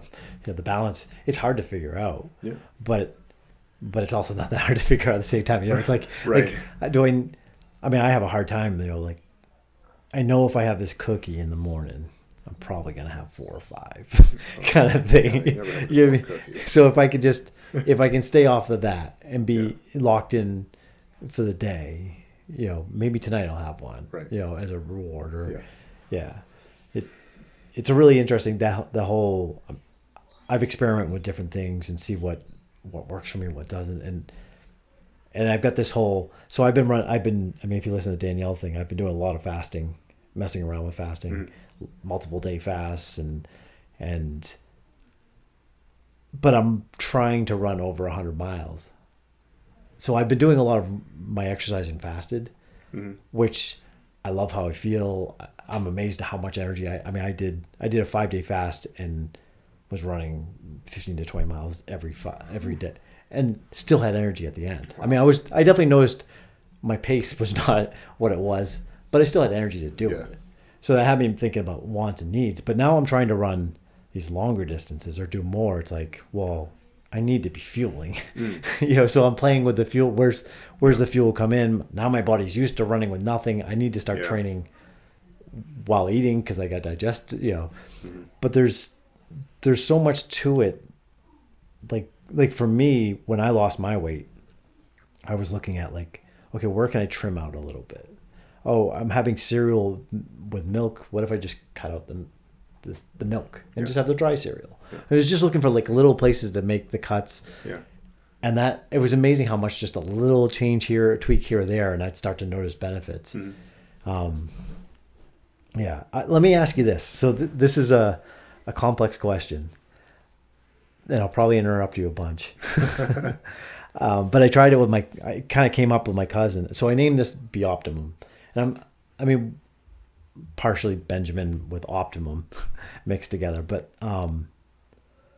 trying to find what optimum is kind of my, like, what is that? It's different for everybody. Yeah.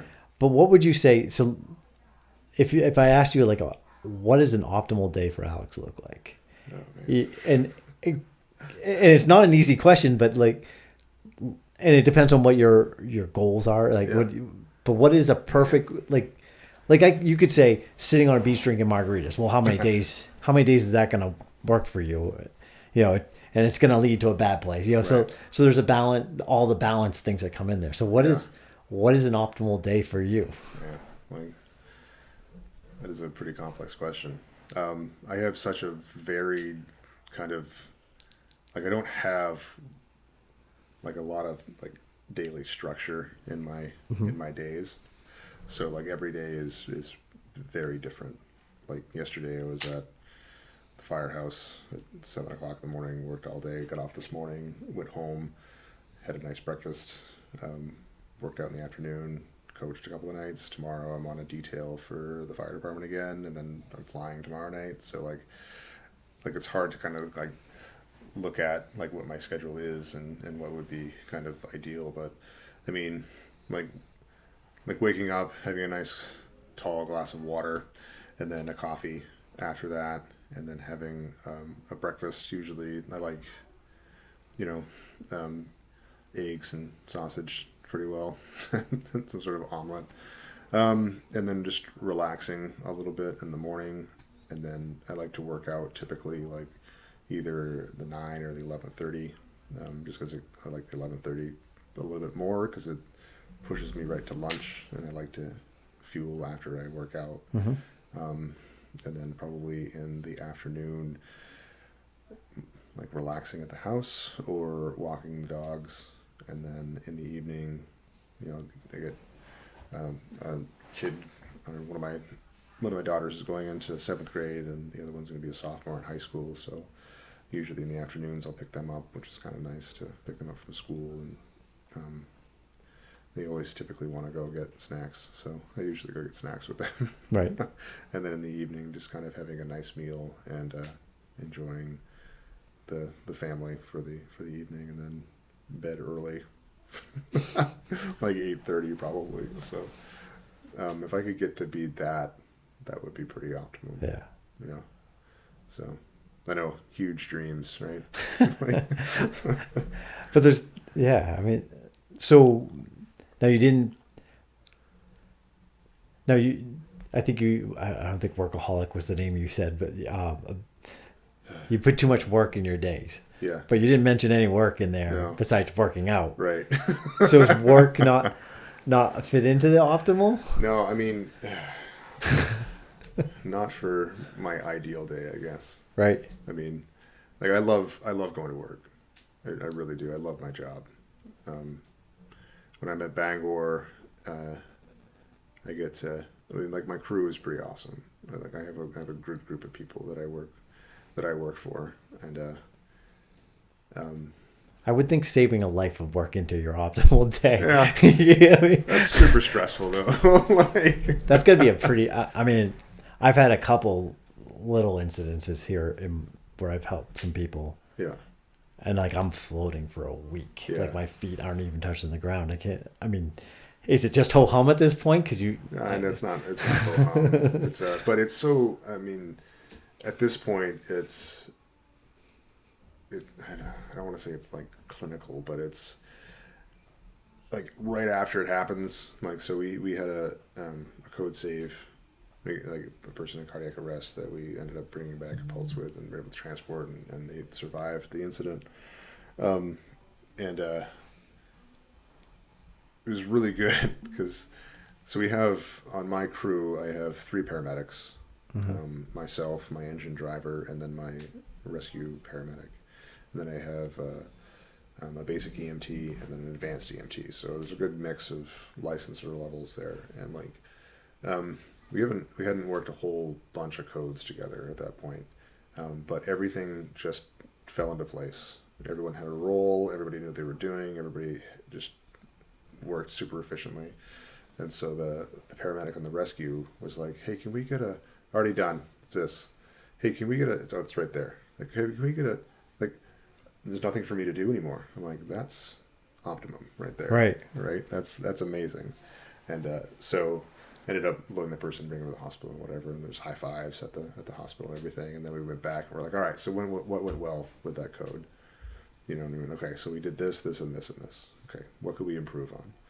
Like, well, we could improve in these areas, right? We could have done this test. We could have called the hospital earlier. We could have done all this stuff. Okay, cool. So going forward, how can we implement these good changes while keeping all the good stuff that we did? Well, we could do this. Okay, perfect. Awesome. That's your job next time, right? And then, well, we could do this. Okay, that's your job next time. So it's like, it's short-lived joy followed by a cold review of what went well, what didn't go well, and then how can we improve. But that's even pretty cool that I mean, like we talked about before, when things go bad, they start snowballing the wrong way. Yeah. Like, when things are going good in your workouts or what, they go the right way. Yeah. You guys are improving. I mean, as a team. Yeah, I mean, absolutely. Yeah. It's so important to kind of go over those things with like an active or an after action kind of review of things, and to be able to kind of just step away from that and try to view it objectively and try to make improvements without anybody's ego getting bruised or whatever. Right. And but really, like, we do like large scale ones after a big fire, and then I always end up doing a smaller scale one with just my smaller group of people, and be like, okay, so what did we do, and how can we improve? Right. So, because like, we can improve as a whole department, we can improve as an entire crew, and then we can improve as an engine company. And if we improve an engine company, the crew gets better. If we improve as a crew, the department gets better. So it's a big piece of things for me, is trying to get that going. But yeah, like work. I mean, work's great, but it's also stressful, and it's not right. It is what it is. It's work. Right? Yeah. If it wasn't work, it'd be called fun. So, but I do have fun at work. So, right. It's a great time. Don't get me wrong. Like, still love flipping the siren on and blowing the horn and rolling through town with the lights on, and getting on the scene and solving a problem.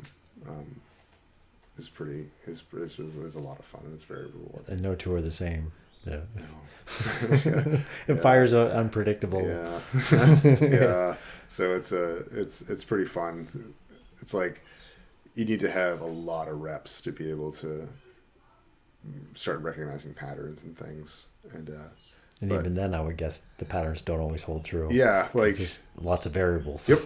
There's so many variables and things, right? Like, the way we train, like, we have a burn house over behind Fielder's Choice over here, and it's a single room, right, on a first floor. You know where the entrance and exit points are, right? You know where the windows are in the burn room. You know where the drain is, so you can do that all blind, right? And we put pallets and hay in there, and it's a concrete box with thermal paneling all over it, so that the concrete doesn't deteriorate. Right. And it's good to do hose line advancements and squirt some water on some fire and whatnot. But the correlation between that and an actual structure fire is very, very small. Because you're dealing with, now when you enter into a house, like, there's like nice concrete floors. Yes. Finished concrete. Yeah. So normal, like, typical houses have wood floors. Right. And depending on what's the support structure underneath and where the fire is, that might not necessarily be stable. Like, these are awesome. These are very stable floors. Right. Yes. Love coming to a house like this. Like, okay, I'm not going to fall to the floor now. This is awesome.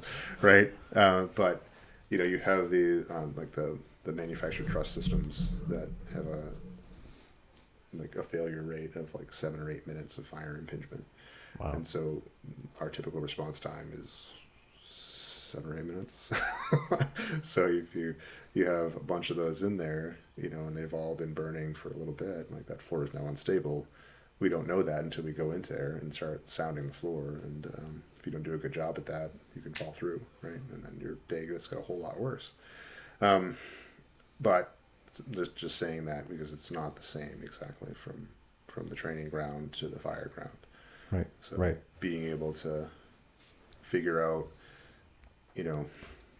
what you didn't do so well the last time, and we can improve on that. Maybe we didn't sound before when we went into that place and we got lucky, or it just wasn't a factor. But the next place we have to do that, right, and try to improve that muscle memory to be able to do that every time and be a better crew. So we had a little.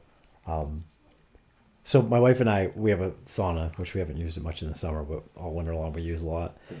And we listen to this little podcast, or if we're in the car, it's stuff you should know, and it's just random kinds of things. But we were listening to one on drowning, and it's they're talking about, it's been called dry drowning. Apparently, drowning's drowning. It doesn't. Right. But about this boy who had died like a day or two later after his parents thought he had a stomach flu. He had fallen in the water, taken in some water, but was fine afterwards. Later that night, got sick. They didn't think much about it and passed away.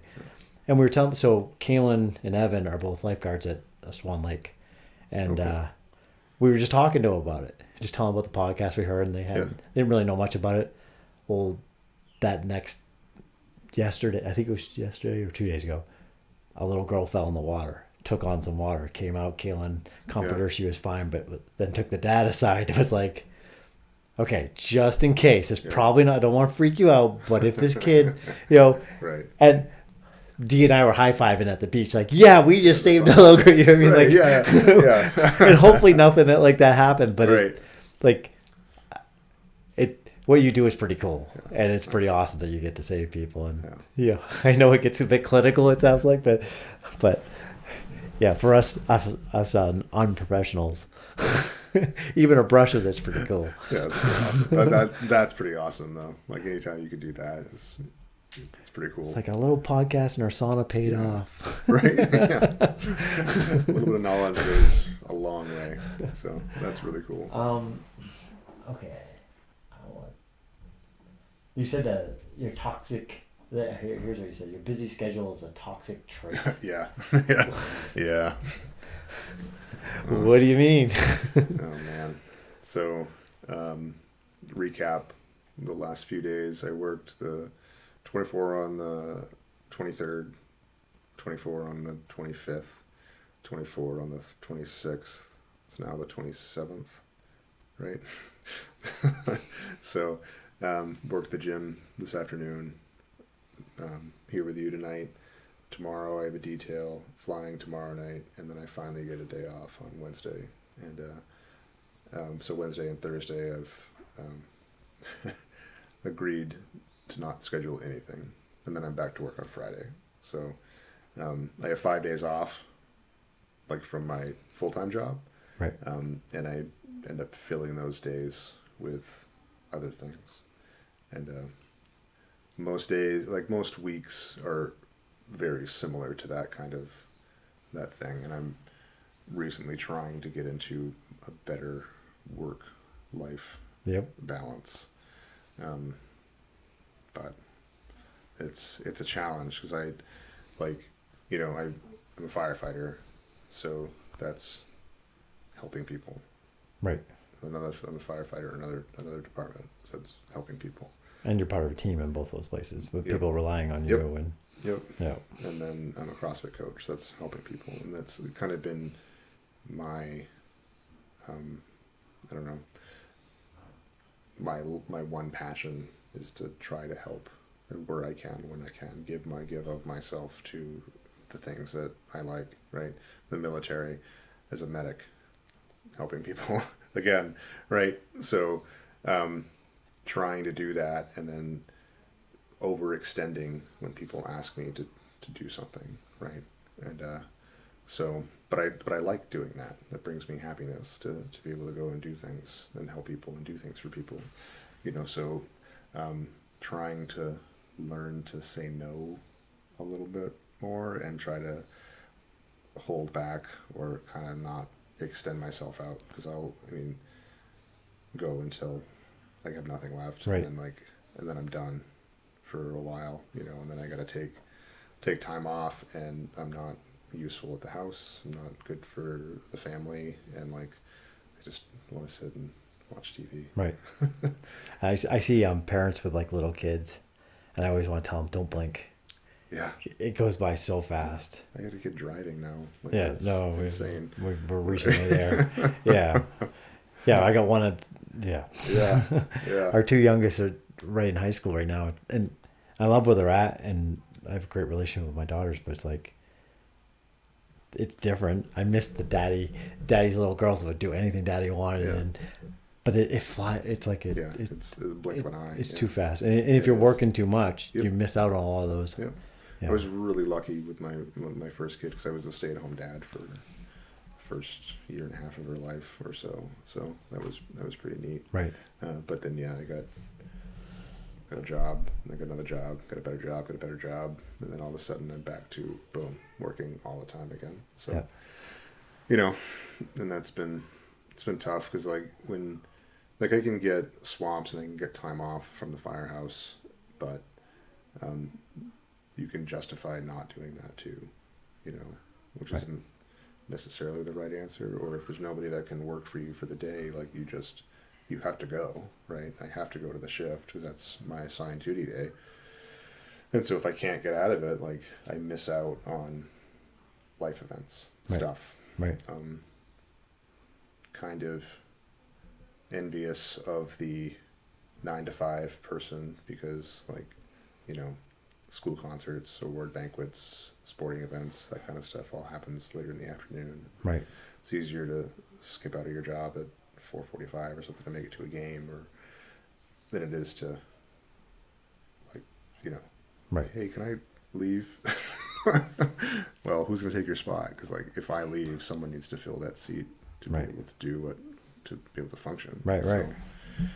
It's not exactly like we have to maintain the standard at the firehouse and the level of protection that the city needs and demands. Right. So it's and I'm also pretty envious of the guys that live in the town because like if guys come to me and they're like, hey, my daughter's playing in a softball game up the road, do you mind if we go? Absolutely.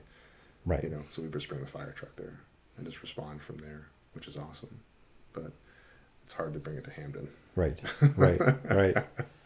Yeah. So, but yeah, so I'm trying to kind of not back off, but find a better balance in that. And it is a severely toxic trait of mine to overextend myself because it's like, I work in 3 places that I could make a full-time job out of all 3 of them. Right. Right. If I wanted to, like there's enough work for me to do 40 hours a week in each one of those places. And you can't do that and expect to, have any sort of personal life. Right. Which is important.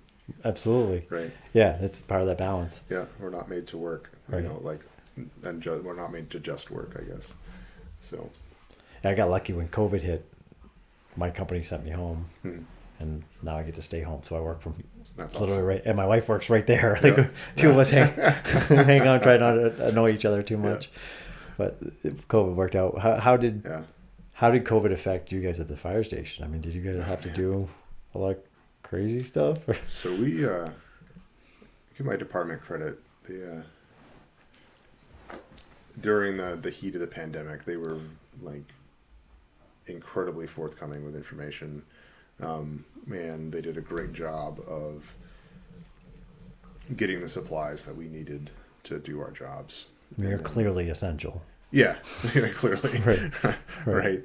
And then, so it changed a lot of our procedures and protocols for responding out to primarily EMS calls.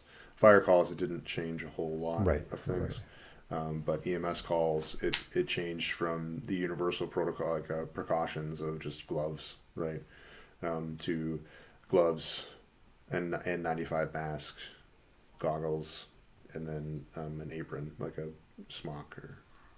So that was on every call, every single call that we went on. And then if we had a cardiac arrest patient that we were working, and we had to take one of those like plastic window dressings that you put on in like wintertime, put that over the patient and then work underneath that. So we would bag the patient with the bag underneath the sheet and then work them like that to prevent aerosolized particles. And then it changed some of our protocols as far as like medications that we could administer in the ambulance, and changed procedures at the hospital for transferring patients over and decontamination and all kinds of stuff. But I'm pretty disciplined with all of that, and we didn't have a whole lot of. We've had exposures and we've had like crews go out because of it, but we were able to absorb a lot of it. So there's only a couple of times there where we had a lot of people out at once with it. So it's been pretty good from our perspective. Yeah. But and then there was a time there that people were pretty much afraid to go to the hospital, so they didn't call 911 for us. So we saw a dramatic dip in our response requests for a while, and then we're right back up to where we were pre-COVID now. So, and now we still have some precaution stuff going in place and whatnot. And but the hospitals are dealing with it more than we are now. Right. On the streets. So. What about the firehouse? You guys have to like isolate more. So, like it's tough because you're such a team. Yeah. So city policy, we go off city policy. Mm-hmm. So in all the city buildings there for a long time, we had to wear masks inside at all times. And then we put dividers up and put decontamination stuff in the bunk rooms, and so we were wearing masks constantly around each other in the vehicles and in the common spaces. And once you went to bed and you went to your own little area, you take the mask off and go to sleep and whatnot. But and then like our cleaning procedures became even more robust. Typically we sweep and mop and pledge stuff and decontaminate door handles and stuff like that. But then it was like doing all of that twice a day now, and then using UV lights to decontaminate whole rooms or the ambulance, and then separating out people, and like we ended up moving a couple of chairs out of like the day room into the gym because we were too close to people, because we wanted to keep social distancing going and all of that stuff. So it was super hard because it's especially like in the outside stations, like they're tiny, right? And so you got 5 people living on top of each other trying to separate. Right. And then you end up in the fire engine. We have 3 people in the fire engine all sitting within arm's reach of each other. And then the ambulance people are the same way. They have they're sitting side by side or whatever. So it was next to impossible, but it was like, not ideal. Right. But we're able to kind of work through the problem, and management was really great, and then the union was really great dealing with all of that, and being understanding that there's a difference between like real world and like what's on paper type of deal. Right. Yeah. Being understanding that stuff's gonna kind of like waver a little bit, and not being too hard, I guess, on it. Right. Being more understanding to the fact that, because they've all been there, right? We're all firefighters. All of everybody from the newest person all the way up to the fire chief has been a firefighter there for a long time. So they all know where they came from, and they're all very, very good at their jobs. So it's pretty cool. That's you seem like a very positive kind of guy. Try to be. Is that a choice, or is it just kind of who you are? I think it's kind of just who I am. I don't know, like, learned a long time ago that you can be negative or you can freak out, but whatever problem you were looking at is still going to be there once you calm down. So like, why go through that? Like we all have our down days or our down periods, right? But like, the problem that you have that's eating at you is still going to be there. So like, fix the problem, and then you'll feel better. Or yeah, like, you know, like like almost everything is fixable if you want it to be, right? right. So And I think you have a choice to be positive. yeah, Like there's so many. I mean, yeah. I mean, I had a guy a year ago. I actually was doing my Ironman, and a guy, I'm riding, and he wasn't happy where I was riding on the side of the road. yeah, You know, taking up too much in the road, whatever. And he's just screaming at me in the truck. I'm like, but I could have reacted and been all, I'm yeah, like, I love you, brother. I'm sorry. right. You know, like Yeah, that's how but my initial was like, F you, you know, blah, right. blah. Yeah, It's like, what good's that going to do? You yeah, know, like he's obviously having a bad day, yeah, you know, and just, right. And it probably wasn't even about you, right, right, exactly. or what you were doing. Right. It was what he was going through, And just a little bit of kindness goes such a long way. yeah, absolutely. I mean, yeah. Yeah, you have the choice to be kind or be mean. I really do think it's a choice. Yeah. And I feel bad, like my daughters will have a bad day, and I'll kind of say very much what you said, kind of clinical kinds of stuff, like, well, what good is this freak out doing? You know? Right. And, Yeah. and It's they like, do not want to hear that. Yeah, it doesn't help my kids either. But there's a lot of truth You to know. that. You know, yeah. Yeah, I mean, like, I don't know. Like, Jocko has another. He talks about the good mentality, right? And he talks about like one of his team guys coming up to him and being like, "Hey, boss, like this got canceled." He's like, I already know what you're gonna say." He's like, "Well, what am I gonna say?" He's like, "You're gonna say good." He's like, "Why do you do that?" It's like, "Well, because out of anything bad, there's gonna be some good, right? Mission got canceled. We can go ahead and train some more. Like new gear that we ordered didn't come in. Well, good. We can make do with what we have, right? We can learn to adapt and overcome or whatever, right? So like that's I listen to that, and like I listen to that whenever I'm having a bad day, right? It's just like, okay, like let's drive through, let's push on, let's figure out what good we can figure out from this. So it's definitely a choice and a mindset to be like that. That and like everything is like, I think I'm pretty good at gauging like important things and like crises versus like what's a molehill and what's a mountain, right? And like what hill do you want to go die on? Right? Like we have people come up and be like, "Oh jeez, this happened." I'm like, okay, like, in the grand scheme of things, is it really that important to you? Well, I guess not. I'm like, right. So how about we let that slide, or we'll go have a conversation about it and not freak out about it, right? So it may not go the way you want, but at least you'll have, say what you need to say, and then like what's really important, right? And what's worth that fight, what's worth kind of becoming a little bit more animated about and fighting for that sort of thing. So I mean, I know it's like with all the running I do, because I put myself in discomfort as much as I do. Number one, it takes the edge off me anyways. Like any being macho or like all that stuff's just drained out of me anyways. Yeah. But I'm also used to discomfort, and I'm kind of, whatever you're doing to me isn't as bad what I already just did to myself. Yeah.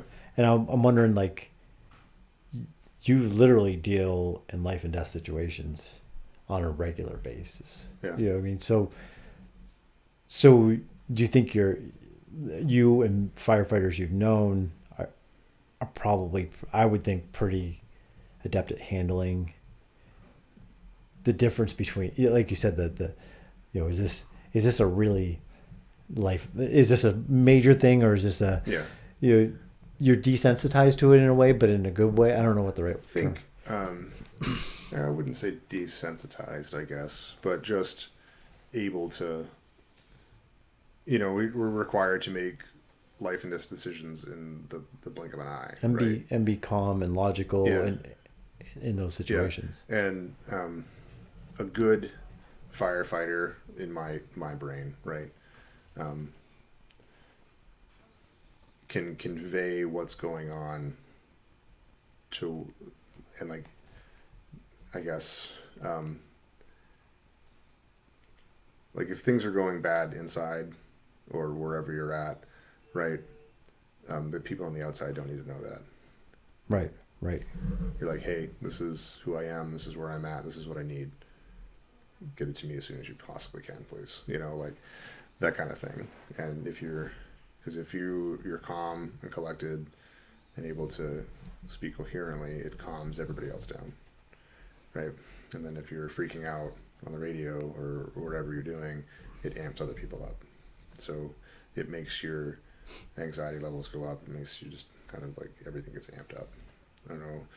Are you familiar with the Back Bay fire in Boston a bunch of years ago now? This was 2013, so no. Probably. It's a while ago. Even I was living down that area. No, I guess I moved out. It's like a row house type scenario, and they had gone in, and it was a wind-driven fire, and so blew a door shut and trapped 2 firefighters inside, and they ended up perishing in that fire.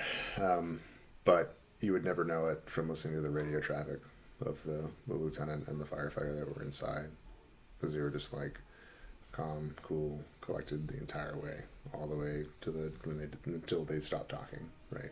Because a freak out doesn't help anybody. Right. For that scenario, it just uses your air, right? Which is your timer, right? So it's better to stay calm, tell them where you're at, tell them what you need, and just try to relax. Wow. So I kind of got off course there from the original question, I think. What do you think of, so if somebody high school age or younger is thinking of being a firefighter, what do you tell them they need to consider, what they need to do? EMS license. So you can go to, typically if it's a volunteer call department, you can go in and become like it's a journeyman fireman. So like in high school, you can go and become part of the department, and you get to go to all the trainings. You get to respond out of the fire scene, but you don't get to go inside the fire building, right? You need to get a Fire 1 and 2 certification to be able to do that, or an SCBA certification to be able to go inside the fire. But typically they do that once you turn 18. But until then, you can do everything else on the fire ground. You can lug hose, you can help with tools, you can help change bottles, you can kind of get the lay of the land as far as like what a firefighter does and is. You can go out to accident scenes, car accidents and whatnot, and you can help out with whatever. And then a lot of the fire departments nowadays are moving towards this fire-based EMS system where like Bangor has 3 rescues and then 3 fire engines and then a ladder truck that are staffed 24 hours a day, 365, mm-hmm. Right? But the base level entry requirements to get hired at Bangor, which is pretty much becoming standard for a lot of places, most places, is a basic EMT license with paramedic license preferred, because like Bangor will make you a paramedic or you won't work at Bangor anymore. Right. Like, yeah, you will be a paramedic. So because the fire and EMS pairing has proven to work, so it's not going away. And then like pursuing that, but really getting in with like the volunteer fire services is huge for someone that wants to kind of break into the business, because it gives you a taste of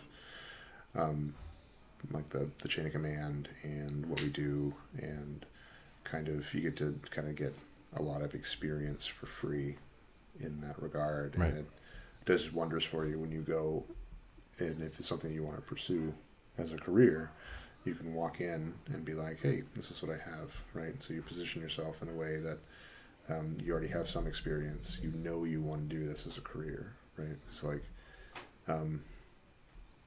you said you've had a couple of incidences where you've had like run-ins with emergency stuff, right?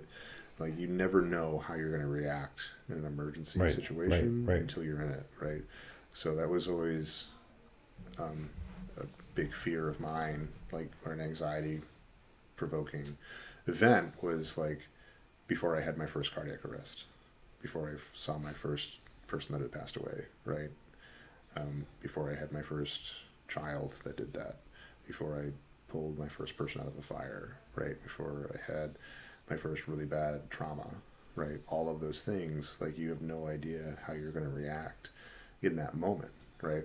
And there's like 3 ways that it can go, right? You can completely vapor lock and just like freeze, right?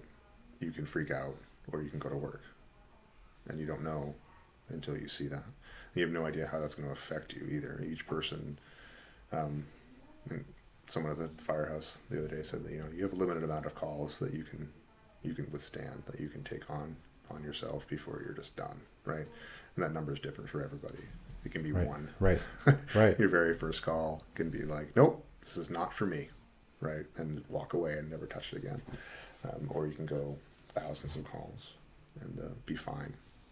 But getting that experience early on and knowing, like, for sure that this is what you want to do as a career. And you don't even have to do it as a career. I mean, you can be a volunteer call guy for your entire life, right? And do the same thing that I'm doing for your community, and like be awesome at it.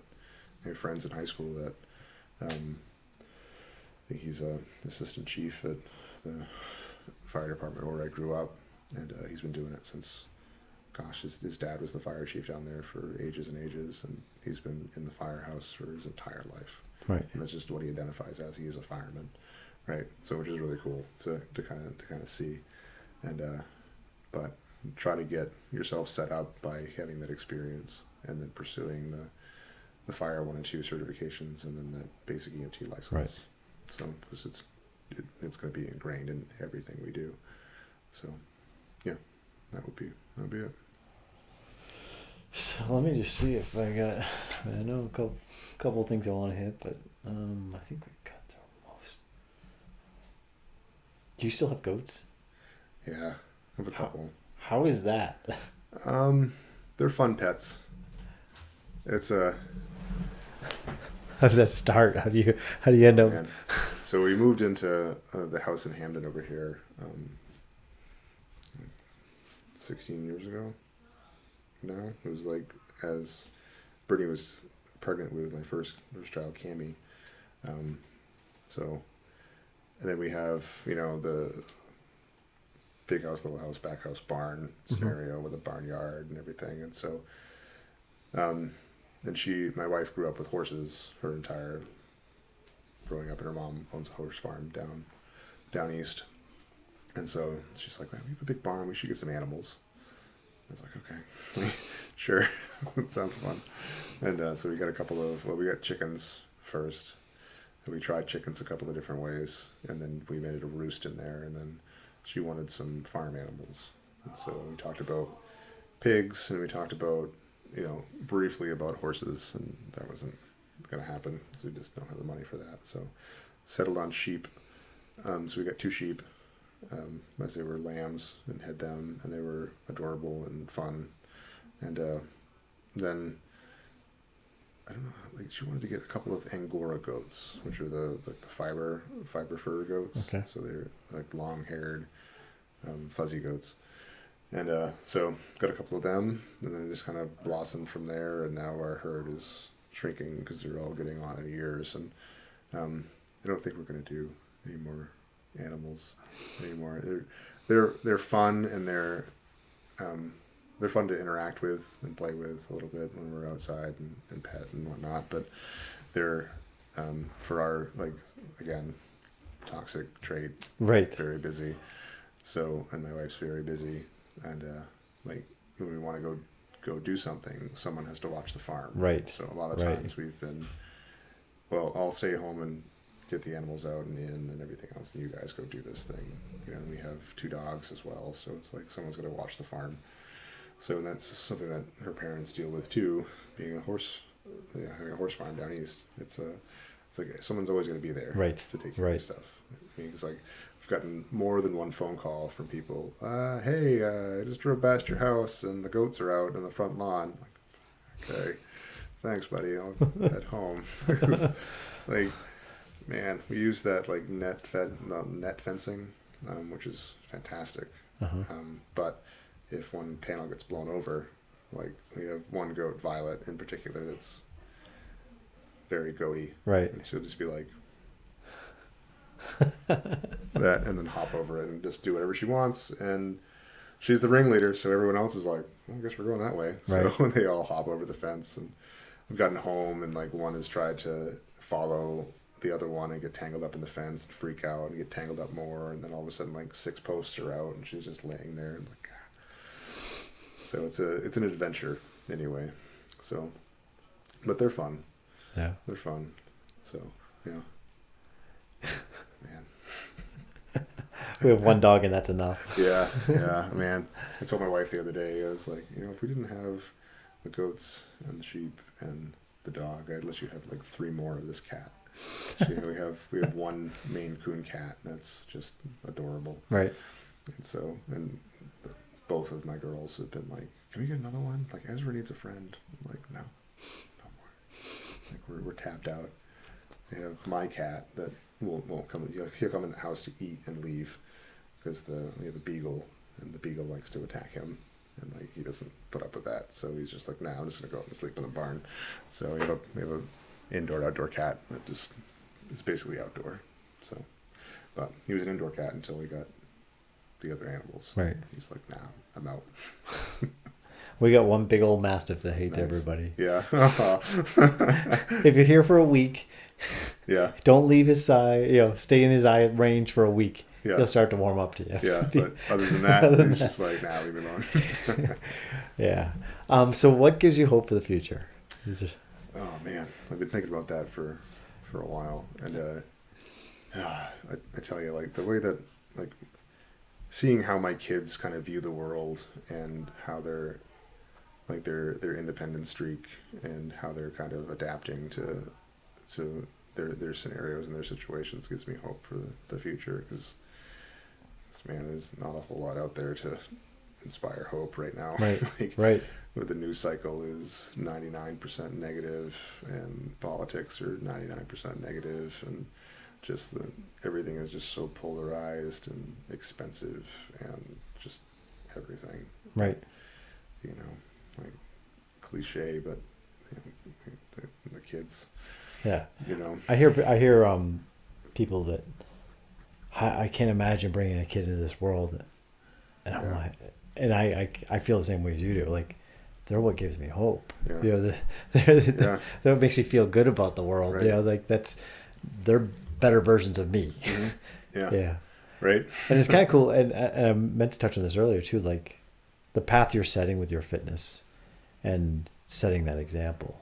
I mean, it has to be rubbing off onto your kids, whether or not they're into fitness right now, but like a lifetime of working and staying in shape and staying healthy. I mean, that's a great example to set. I hope so. Like, I hope they're taking some of it. I've brought Cammy into the gym a few times, and like CrossFit isn't my wife's thing, right? Which is fine, yeah. Right? And I don't think it's going to be my oldest daughter's thing either. But like they play my wife is the head volleyball coach at Hammond Academy down here, and so my older daughter Cammy plays on that team, so she's starting to get into the fitness side of things of that. And it's just like she's like, oh, I want to be better at volleyball. I'm like, well, let's do these things, right? You have a goal now, right? So let's work towards that. And then just if I could instill anything, it would be like the willingness or the mentality to put the work in for what you want. And I see that in both of them, so right. Which is pretty awesome. Right. And then you can adapt. Like, I mean, we talked about this, but if you don't like where you're at, you can change. You can. I mean, you're a great example. Right. Like, I think that's such a cool thing that you're setting. I'm very impressed by you with all the things you're doing, and thank you so much for doing this with me. I mean, thank you for having me. This is awesome. Completely out of the blue. Yeah, right. It's so weird to thank Brad. It's so weird to just. I don't know. I don't know what the best way to reach out to somebody. It's like, do I do something shorter or longer? Do I text, email? But no, I think Brad made a great recommendation. Well, thank you. This is awesome, and man,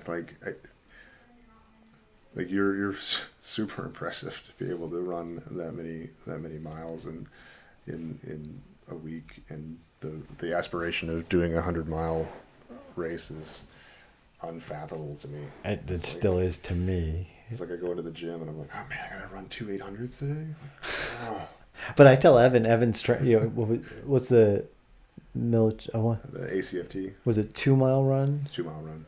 And I think for lifeguarding, he had to do 1.5 miles or whatever. And I tell him, I'm like, that's way more miserable. I'd rather run 100 miles than run 1 mile fast. Yeah. Cause I tell you what, I did that. So I ended up going and doing it's called an NCOIC course, so a non-commissioned officer in charge course of the Army Combat Fitness Test, which is the new hotness that they're doing now. And so you go through all the events, and then you do the 2-mile run at the end. And that was the worst 2-mile run I have ever had in my life. My legs were just done by the time I got done with that whole thing. I'm just like, holy cow. Because I know pretty much where my 2-mile time kind of sits, right? And then I was like a good 1.5 minutes, 2 minutes past that time. And I was just like, oh, like, holy cow. Like, that's insane. So, yeah. Yeah. Well, thanks again. Yeah, thank you. No, I appreciate it. Thanks.